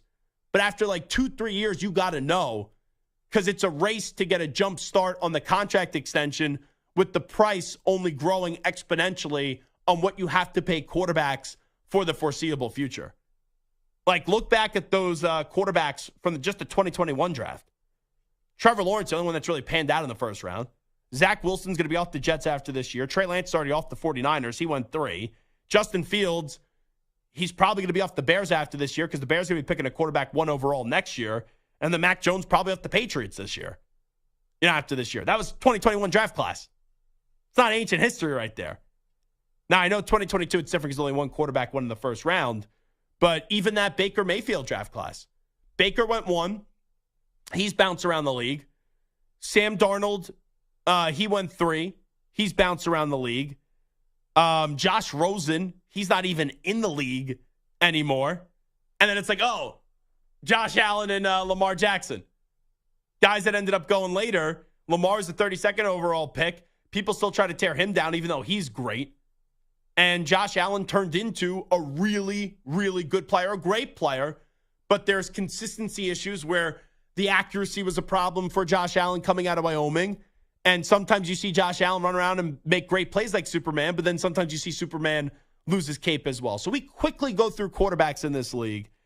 Right now, I do think Frank Reich's probably sitting back, even though he can't publicly say this, and go, yeah, I'd rather have CJ Stroud. But it doesn't mean they can't get Bryce Young right. And this offseason, you have to get him right. And by doing that is surrounding him with actual competent pieces on the offensive side of the ball. Because situational fit is so important for a quarterback coming out of college. And right now, the Panthers are a miserable situation. They are. And you need to improve that offensive line. You need to go get him some weapons this offseason. And if you don't, then this conversation will be drastically different than the one that we're having now, where we'll be like, yeah, the guy's career's over, career's shot, and he's not set up to succeed. And then you start to turn on the quarterback and say he's a bad quarterback. But situational fit is so important. All right, we'll take a break here on the Zach Gelb Show on CBS Sports Radio. We'll come on back with the host of BetMGM tonight via BetQL, Ryan Horvat. We'll give him some college games. We'll make some NFL picks. A whole lot more to do. 40 minutes remaining. Zach Gelb Show, CBS Sports Radio on a Football Friday. You're in a 5-minute break.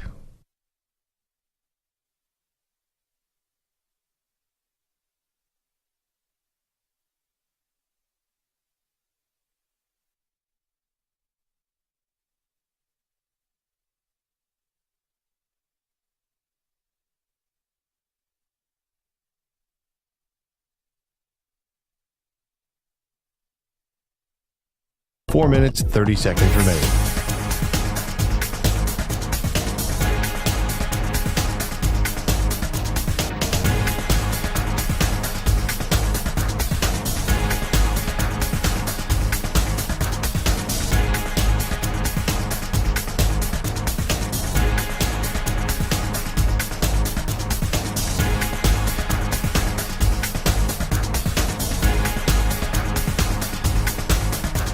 Four minutes remaining.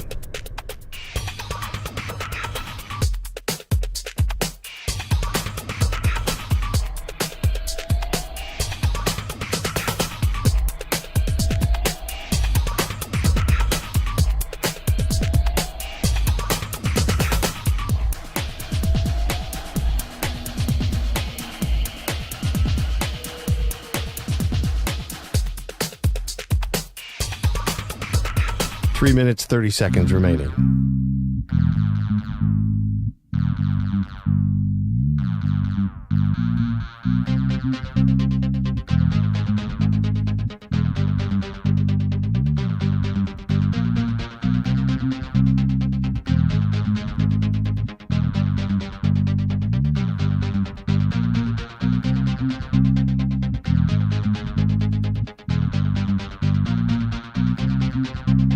Three minutes remaining.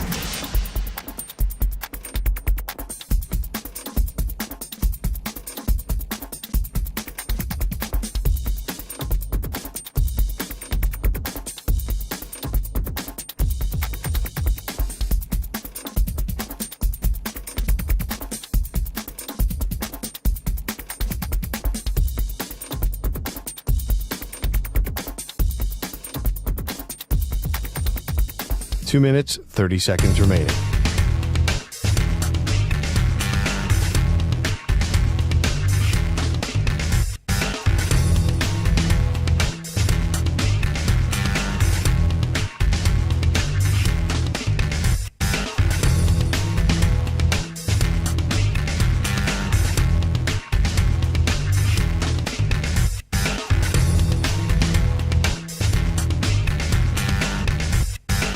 Two minutes remaining.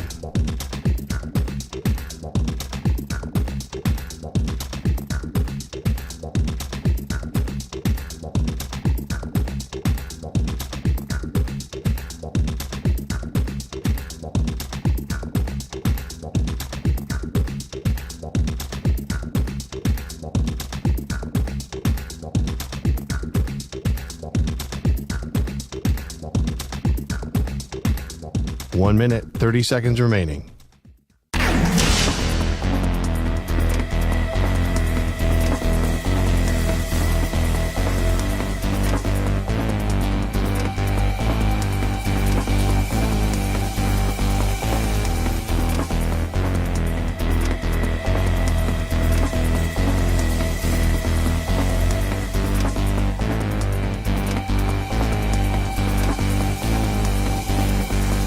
One minute remaining.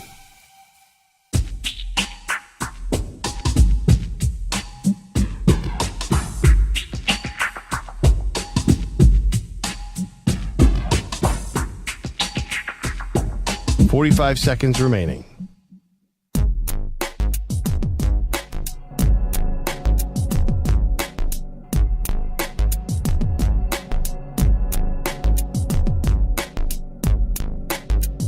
Thirty seconds remaining.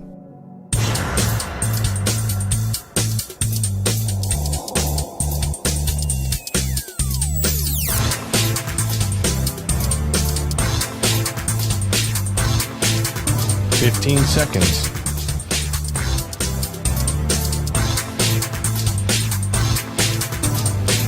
Break ends in 5 seconds.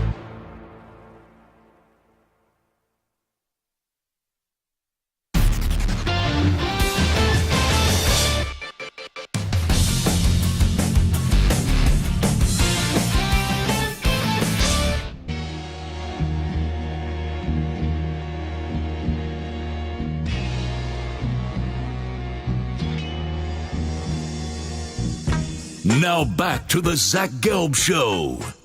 All righty, we continue on the Zach Gelb Show on CBS Sports Radio. Ryan Horvat has given me an L, so now we are even on the season. Ryan Horvat, of course, BetMGM tonight via BetQL. So we'll give a little golf clap to our good pal, Ryan Horvat. Welcome to the winner's circle, my friend. Here's your milk. You know, Zach, I didn't hate the pick of the Detroit Lions. I'm a believer in the Detroit Lions. The only thing that concerns me about the Lions, man, is Jared Goff when he's under pressure, Jared Goff throwing into the wind, Jared Goff on the road, and that's the reason that I had to fade the Lions. And I'm really high on this Ravens team, man. I actually, one side note, I bet Lamar plus 700. It's the same price right now at BetMGM to win MVP. I know the passing yards aren't there yet. The touchdowns aren't there yet. Way too many drops from those wide receivers, but I love what I'm seeing from that offense. More 3 wide receiver sets, empty backfields. And when Lamar's leaving the pocket, when he is running, he's running into a bunch of light boxes right now. So I think the numbers are only going to get better if he could stay healthy. And I love that Ravens team. And right now I would say he's going to win the MVP in the NFL because Tyreek would be my pick over Tua, but they're going to split votes.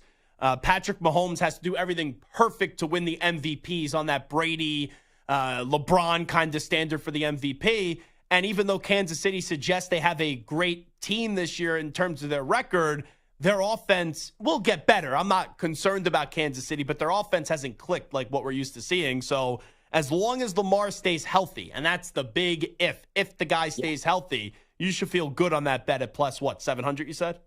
Yeah, plus 700. And that's the big if, man. He has to stay healthy. But and, I mean, the wide receivers have to stop dropping balls. We're going to need Odell Beckham Jr. to stay healthy. Mark Andrews can't be the best wide receiver at the tight end position again this season. But the last 2 weeks have been pretty good, so we'll see. All righty, let's start you off in college football. 3:30 p.m. Eastern time tomorrow. I know a lot of our listeners are really going to be watching this game. You have number 8 Oregon with Dan Lanning, who I love, up against one of my favorite coaches in the country, in Kyle Whittingham, who's ranked 13th with the Utes. No Cam Rising. He's done for the season, but they haven't had him all year. And Utah's 6-1. Oregon's a 6.5-point favorite. My read on this game is I actually like Oregon. Everyone's loving Utah this week. I understand it. No one likes Kyle Whittingham, well, besides Urban Meyer, more than me. But Oregon is just such in a totally different class compared to even Utah's opponent last week, who's USC, who's no slouch, but Oregon is so much better on both sides of the ball than USC.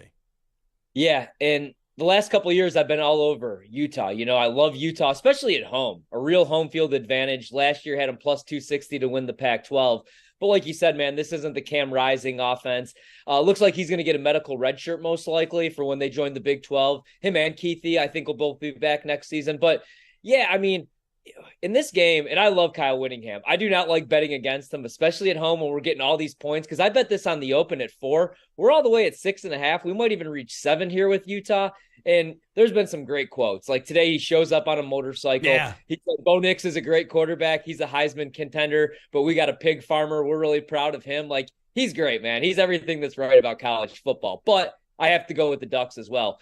I think what actually works in their favor in this game, like people complain maybe about Bo Nix not pushing the ball down the field a whole bunch. That's because he doesn't need to. They're 73rd in explosive plays, but they're 2nd in success rate. Bo Nix leads the country in completion percentage, and he's completing over 70% of his passes. And sure, like most of those are under 10 air yards, but I think that's what you do against this Utah defense. You know, Utah's defense, they take away the explosive stuff. We saw that last week with USC. Caleb Williams was terrible. 7.3 yards per attempt, Pro Football Focus grade of only 68.6.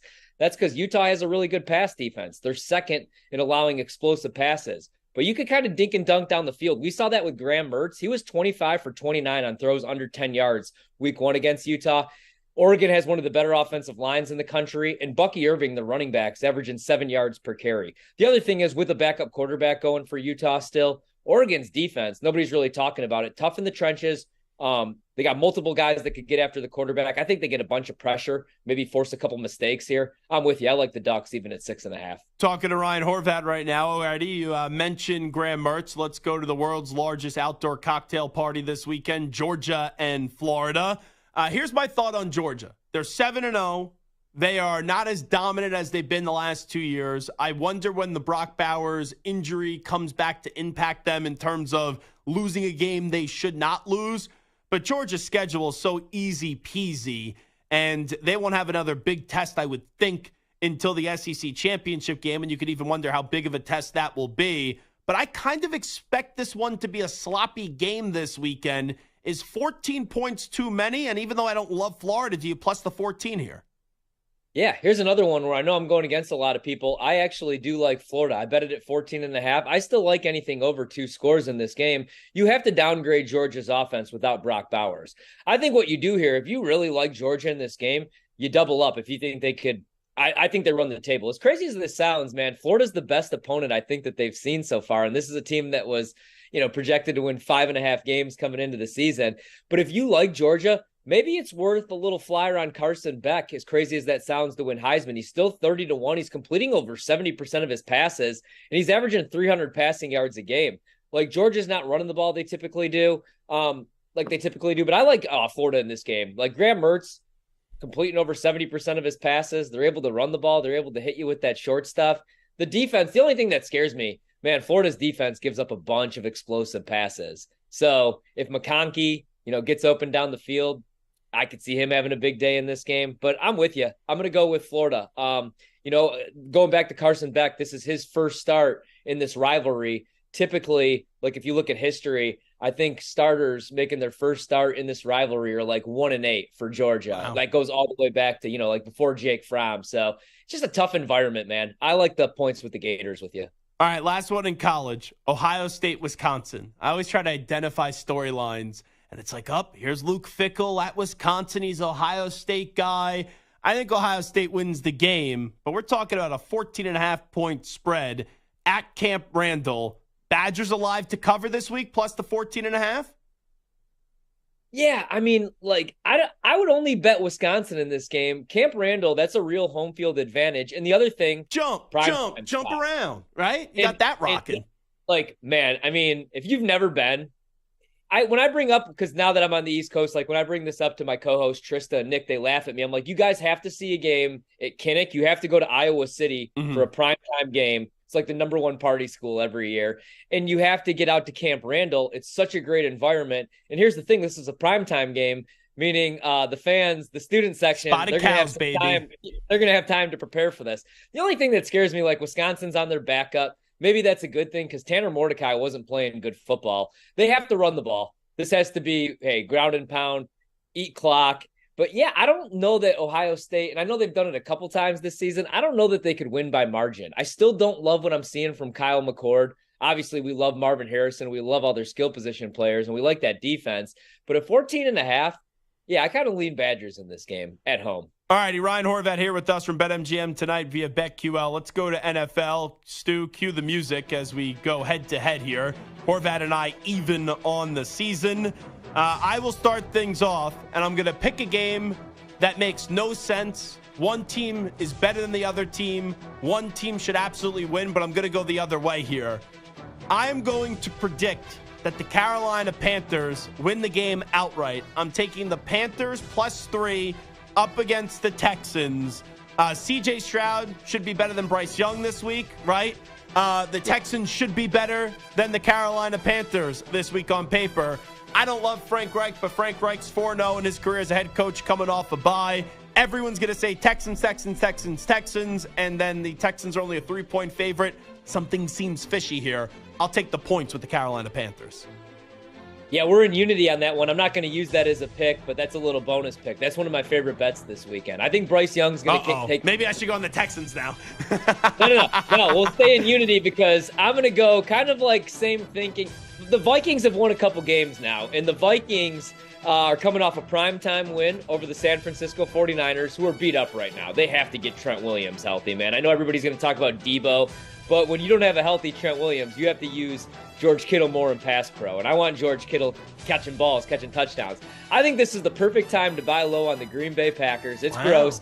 I'm taking them +1.5 at Lambeau. We see this game every year. We saw it last year. If Jair Alexander could play in this game, and it looks like he's going to be able to give it a go. He's dealing with the back injury. And Devondre Campbell's back, their inside linebacker, who has the green dot. I think they're going to be able to contain this Vikings offense without Justin Jefferson. Last year at Lambeau, Week 16, Justin Jefferson didn't do a whole lot because they matched up Jair with safety help up top. That's right. Now it's Jordan Addison, man, and I love Jordan Addison, but other than that, it's KJ Osborne. Hawkinson's dealing with an injury. I think Kirk Cousins is very underrated, but I think he throws a couple picks. I think Rashawn Gary is going to be giving him some pressure, and I like Green Bay to bounce back. It can't look any worse on the offensive side of the ball. They have to get play action going, man. Jordan Love last week, 9 of 9 while using play action. Aaron Jones needs more of a workload. Looks like he's a full go at practice. So I like the Packers to bounce back plus 1.5 at Lambeau against Minnesota. All righty, Ryan Horvat, my second pick. I don't know if they're going to win this game, but it looks like Brock Purdy is going to play. So he'll be rocking out with his Brock out and be looking Purdy awesome. With all that being said, even though the Bengals offensive line, the protection of Joe Burrow does concern me in this matchup, I think 4 points is too many points between the Bengals and 49ers. This has 27-24, 24-21, 20-17 written all over it. I think this is a field goal game. I will take the Bengals plus the 4 points up against the San Francisco 49ers. Ooh, I like that bet. I like that bet a lot. I like this one a little bit better, though. What I love about coming on the show is no longer are we just doing small-town, local Milwaukee radio, Zach. I mean, you've always been a big national guy, but if I'm coming to speak to America, I want to talk about America's team, and I'm going to pick a favorite. The Dallas Cowboys. Well, real quickly, before you continue with that nonsense, I am going to Milwaukee this year for a Bucks game again. So I love Milwaukee. We're on a bunch of stations in Wisconsin. So Horvat's now too big for his own britches here. And he's like, oh, screw Milwaukee, screw everything Milwaukee and Wisconsin. You forget where you come from, my friend. That's disgraceful. I come from Chicago, and number 2 on that, really quick, to add to that point, I just gave out the Packers. So I'm all for Wisconsin, and we gave out the Badgers. I don't think it could be any more Wisconsin. I'd pick the Brewers, but they choked. Let's go with the Cowboys. Anything under a touchdown, 6.5 is the number I'm looking at right now.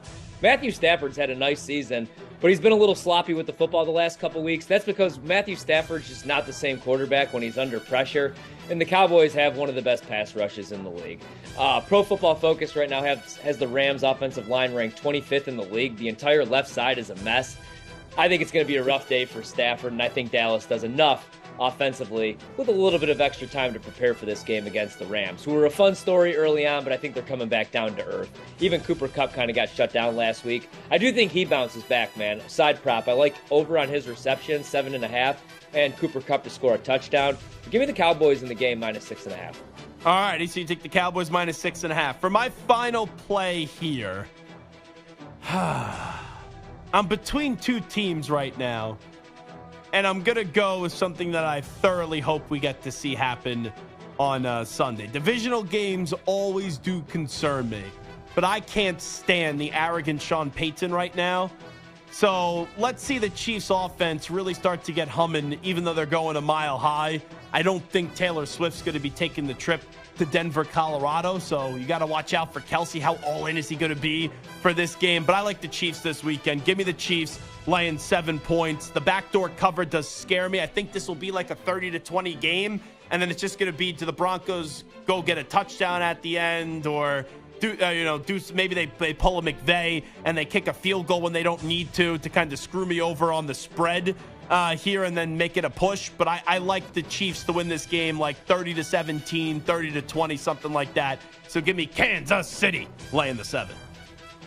I like the Kelsey angle. I think I'll go under on his receiving yards because he only averages like 50-something when Taylor Swift is not in attendance. But when she's at the game, he goes over 100 receiving yards. Starts to feel himself a little bit. So maybe we fade Kelsey. I like that angle. All right, my last one. I'm going to go with a money line dog. I'm going to go with the Pittsburgh Steelers on the money line, the Mike Tomlin magic. The Steelers, even though they're being outgained every week, even though they're like -15 in point differential, it doesn't matter. They're 4-2 because of Mike Tomlin. They're averaging the second fewest yards per game, but they're home dogs, and that's where Mike Tomlin thrives. I think the defense is going to be all over Trevor Lawrence in this game. He looked pretty good, but he's still not 100%. I like Pittsburgh. I don't know how they get it done, but I know that they do get it done because that's what Mike Tomlin does at home when he's an underdog. So I'll go with the Steelers again, and then they're a 5-2 football team after this weekend. How about that? So Horvat's picks, Packers plus the 1.5, Cowboys -6.5, and the Steelers, you like some of the money line, but for the sake of the segment, we'll give them to you at +2. And I'm going with the Panthers +3. Ooh, that just doesn't sound right. The Bengals +4. And then the Kansas City Chiefs -7 points. He's the host of BetMGM tonight on BetQL. And that is Ryan Horvat. Ryan, thanks so much. Do it again next week. Thanks, Zach. Have a good weekend, man. You got it. You as well. Let's take a break. We'll come on back, and we're going to figure out which under 500 teams have the best shot of turning it around this season. It is the Zach Gelb Show on a Football Friday right here on CBS Sports Radio. Let's toss it over to the always well-dressed Rich Ackerman. CBS Sports Radio. Sports Flash. First clean thing today.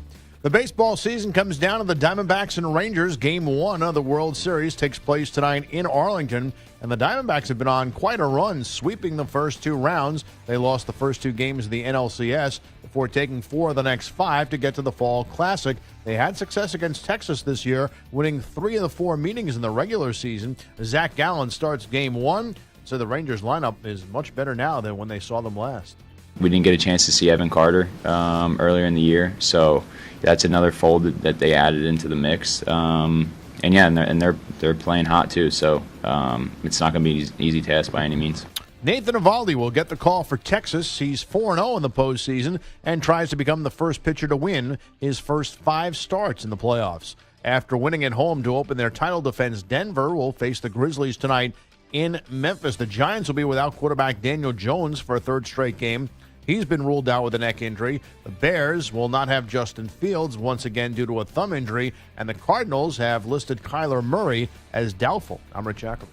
Looking for CBS Sports Radio online? Your favorite hosts and the best sports content and entertainment are available 24/7 on social media and YouTube, and in the palm of your hand with the free Odyssey app. CBS Sports Radio.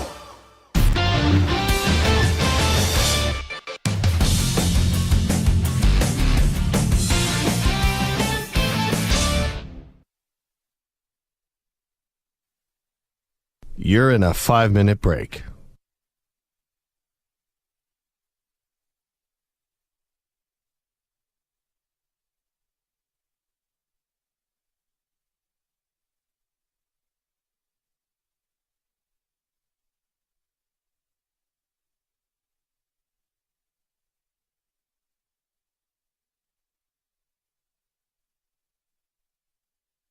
Four minutes, 30 seconds remaining.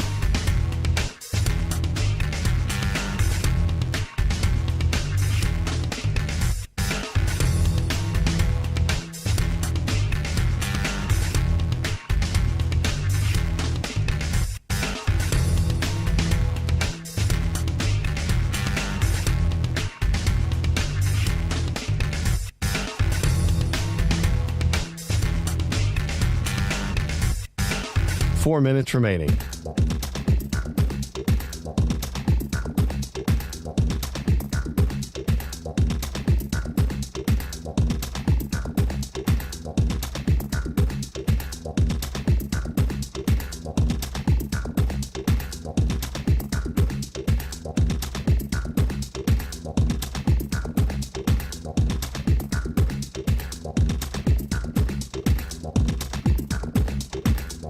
Three minutes, 30 seconds remaining.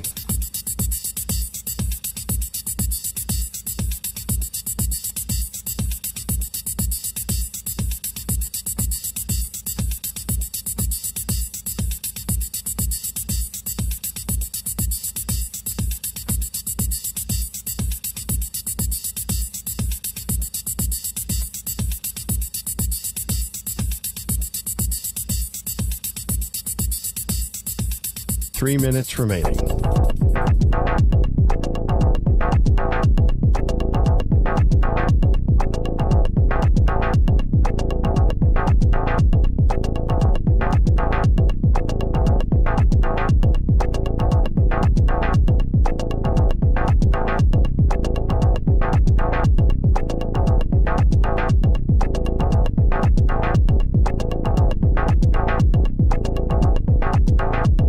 Two minutes, 30 seconds remaining.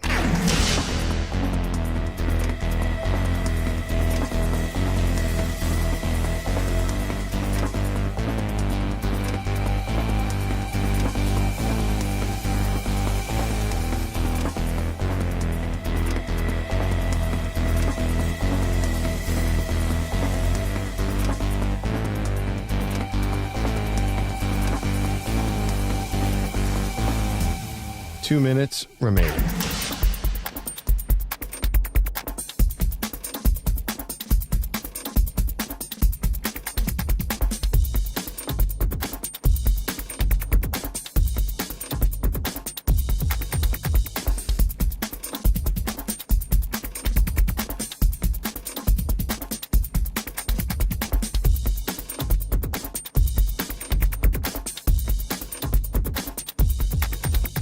1 minute, 30 seconds remaining.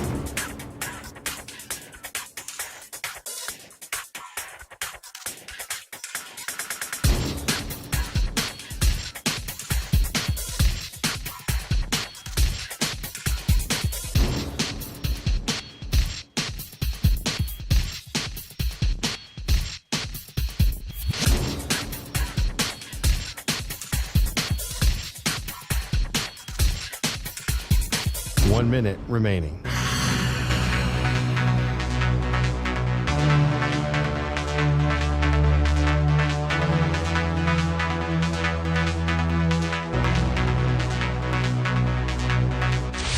Five seconds remaining.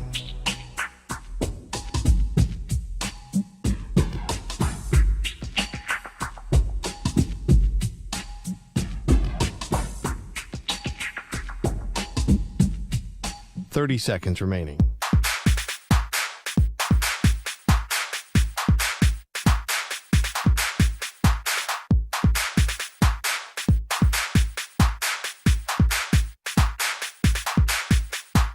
Seconds.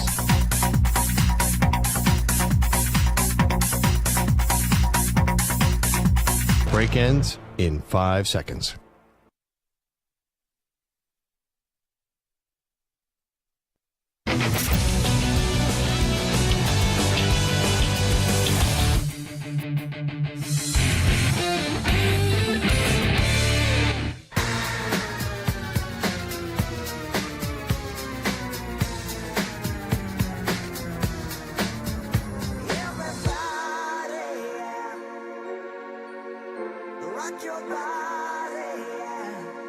Hey, this is Howie. And this is Nick from the Backstreet Boys. And you're listening to the Zach Gelb Show on CBS Sports Radio. And guess what?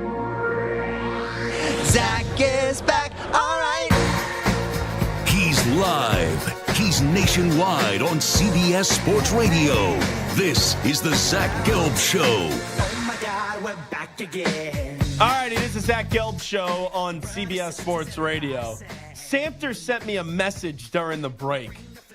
And it's Edgerrin James, the former great NFL running back. He's riding around in a van with $1 million in singles. Like, what bank do you go to? Or do you even go to a bank? I don't even know how he got the $1 million to begin with in singles. But how do you get $1 million in singles? It'd be like one thing, it was like all hundreds or something like that. But just singles, it's crazy. It looks like he's riding around with like bags and bags and bags of trash when I just saw the video at first. And he's saying he's going to the stripper bowl. Like, you know what you're doing when you have all those singles. But $1 million in singles? I don't know about you, Samter. I would be so nervous driving around with that much cash in a car. And here is Edgerrin James, I guess it's on Instagram or he put it out on X, whatever it is, Twitter. And he's just taking a video so casually. And I know, right, the guy's made a lot of money in his life and a lot of money in his career. But to just be casually driving around with $1 million in singles is something that I truly cannot relate to. Breaking news. Well, I mean, that's unfortunate for you. I do that on a day-to-day basis. Maybe not singles, but $100 bills, 20s, just millions of dollars just in the back seat of my bicycle here in the city. Do me a favor. You have your wallet on you right now? Yeah. Can you take your wallet out real quickly? Sure. Stu, if I set the over-under, and Santa's a little bit older, he's old school here, but if I set the over-under of Santa having $40 in cash in his wallet, you take the over or the under? I think I might take the over. I'm going to take the under here. I don't carry around any cash. I had $40 in my wallet yesterday, and I went to a restaurant, and I was like, all right, that's it. Right now, you don't know what I have in my wallet? I have €1. I have €5 from a trip to Barcelona that I guess I never took out of my wallet. And what do I have here? I have 2 pennies and a nickel. So I really travel usually with like no cash whatsoever. This case, like literally no cash. Samter, what do you have in your wallet right now? Well, the first thing when I open up my wallet, I have a coupon. Stu, just punch him, take his credit card. I have a coupon for a free Crest toothpaste. Okay. $10 off your my breath has next been a little funky. grooming at PetSmart for my dog. You do need to get shaved? Yeah, for my dog. And then I have about $260 in cash. You have $260 in cash? No, you don't. Show me the money. Show me the money. Wow. What, you just go to Vegas or something? 280. I miscounted. Why do you have so much cash on you? Because I'm a baller, baby. No, it's because you're old. That's what it is. Old people carry around cash. Young people don't carry around cash. No, the reason I carry around cash is because you never know when you're going to just need cash. Right, there are places like my favorite pizza place does not take cards. But when do you need $260 in cash? You just never know. Okay. Now, Stu, do me a favor here. Okay. Go into your wallet. Don't tell me how much money's in there. Okay. I'm going to set the over-under. I set for Samter at 40. It wasn't even close. Vegas just took a big-time beat down on that line. I will say over-under for Stu. I could see Stu having like a 20, a 10, and a 5. $35 for Stuart Kovacs. Over or under Michael Samter and how much money's in Stu's wallet? Definitely under. Stu is younger. He legitimately does not carry cash.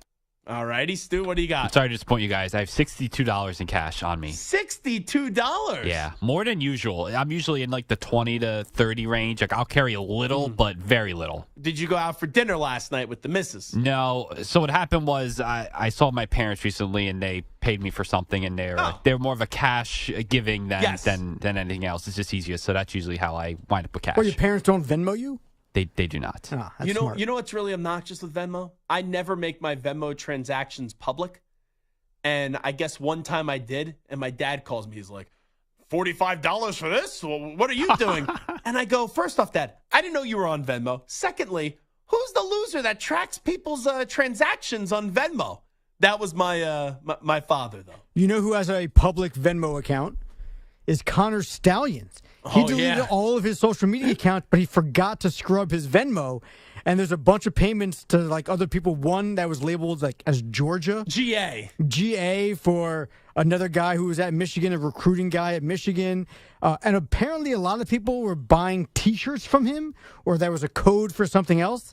But he was having a lot of Venmo transactions for T-shirts. It's like when you would buy a little marijuana when you were in college. You'd have to Venmo it, and you'd have to do something on a funky name that you would want no one to really recognize. Yeah, I never did that. That's sketchy. You're creepy. That's weird. I didn't say I did it. I may or may not have done it, but I never said I did it. It's time to answer our Ask the Pros question of the day, brought to you by O'Reilly Auto Parts. You can submit a question by tweeting at CBS Sports Radio or at Zach Gelb, ZACHGELB, using the hashtag Ask the Pros. Jimmy in Georgia says, Zach, who's a below 500 team in the NFL that you're buying stock in? Think O'Reilly Auto Parts for all your car care needs. Get guaranteed low prices and excellent customer service from the professional parts people at O'Reilly Auto Parts. O'Reilly Auto Parts. Below 500 team that I'm buying stock in. The Patriots are 2-5. I am not buying stock in the New England Patriots. No one in the AFC North is currently below 500. In the AFC South, I don't even care if I thought this team was going to be good, but I can never buy stock in the Indianapolis Colts. They're 3-4. The Tennessee Titans are 2-4. I can't buy stock in them. The Chargers are 2-4. You tell me they fire Brandon Staley? Okay, I could buy stock in the Los Angeles Chargers. But right now, no sir from me. Denver's 2-5. If you want me to be stupid, I'll buy stock in them, but I get advised by the right people. So there's no one in the AFC that's below 500 right now. The Pats, the Colts, Tennessee, the Chargers, or Denver that I'm buying stock in. And sorry, Stu, I didn't want to bring them up, but I did forget the Raiders in there. I'm not buying stock in the Las Vegas Raiders. They absolutely stink. So it's got to be an NFC team. I was optimistic the Commanders can make the playoffs before the season started. I don't trust Ron Rivera anymore, so it's not them at 3-4. Giants at 2-5. I don't think I'm Sean Marash, so I can't buy stock and tell you that team's going to be really good when we all know they stink. Packers at 2-4, no. Bears 2-5, no. There's one team that I'll leave off because they're under consideration. Saints 3-4, Bucks 3-4, no. Panthers 0-6, no. Cardinals, no. The Rams at 3-4. I don't think the Rams win this weekend. But Stafford, Puka Nacua, and then also Cooper Kupp, I think they'll be up and down. Could I see them maybe going like 9-8 and getting a wild card spot? Fine. But the team that I'm really going to buy stock in, it's the Minnesota Vikings. Minnesota's sitting there at 3-4. I do agree with Horvat. This could be a tough game this weekend up against the Green Bay Packers. But their next 3 games, you have Green Bay, Atlanta, and New Orleans. And then also, you look at the rest of the schedule after that. They play Denver, Chicago, the Raiders. And then it gets tough. The Bengals, Lions, Packers, and Lions. So that stretch of Green Bay, Atlanta, New Orleans, Denver, Chicago, and the Raiders, they got to win 4 out of those 6 games. They win 4 out of those 6 games. They're sitting there heading into the final 4 weeks of the season with 7 wins. And it's not crazy to say that they could win 5 out of those 6. But you got to go 4-2 in your next 6, which is very doable up against Green Bay, in Green Bay, at Atlanta, the Saints, at Denver, Chicago, bye week, at the Raiders. You go get 4 wins, you're sitting there at 7, and you get 2 more wins down the stretch. Cincinnati, Detroit, Green Bay, Detroit, tough, but you could find a way to get to 9-8 and make the playoffs. And maybe, I don't think 8-9 will get you in the playoffs this year, but we got to see what that final wild card spot's going to look like.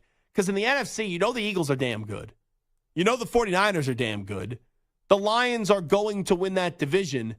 Outside of that, it's like someone's got to win the NFC South. All right, the Seahawks are a good team. Like, they'll be 10 wins. Cowboys are going to be a 10-plus win team.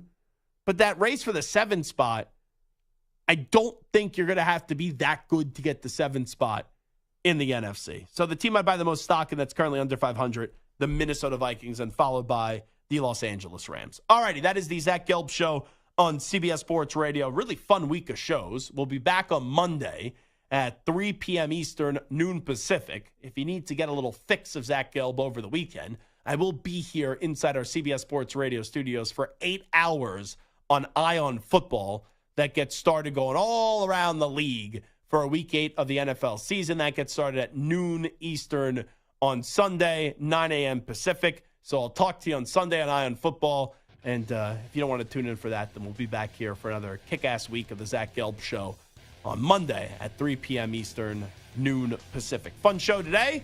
Big thanks to Chris Doering for stopping by, each and every one of you for participating. You can always follow the show on social media, Instagram, Twitter, at Zach Gelb, ZACHGELB. Have a great weekend, everybody. Stu, thanks so much. Moist Mike, we appreciate you as always, and we'll talk to you next week on Monday. We out. Bye-bye. Peace.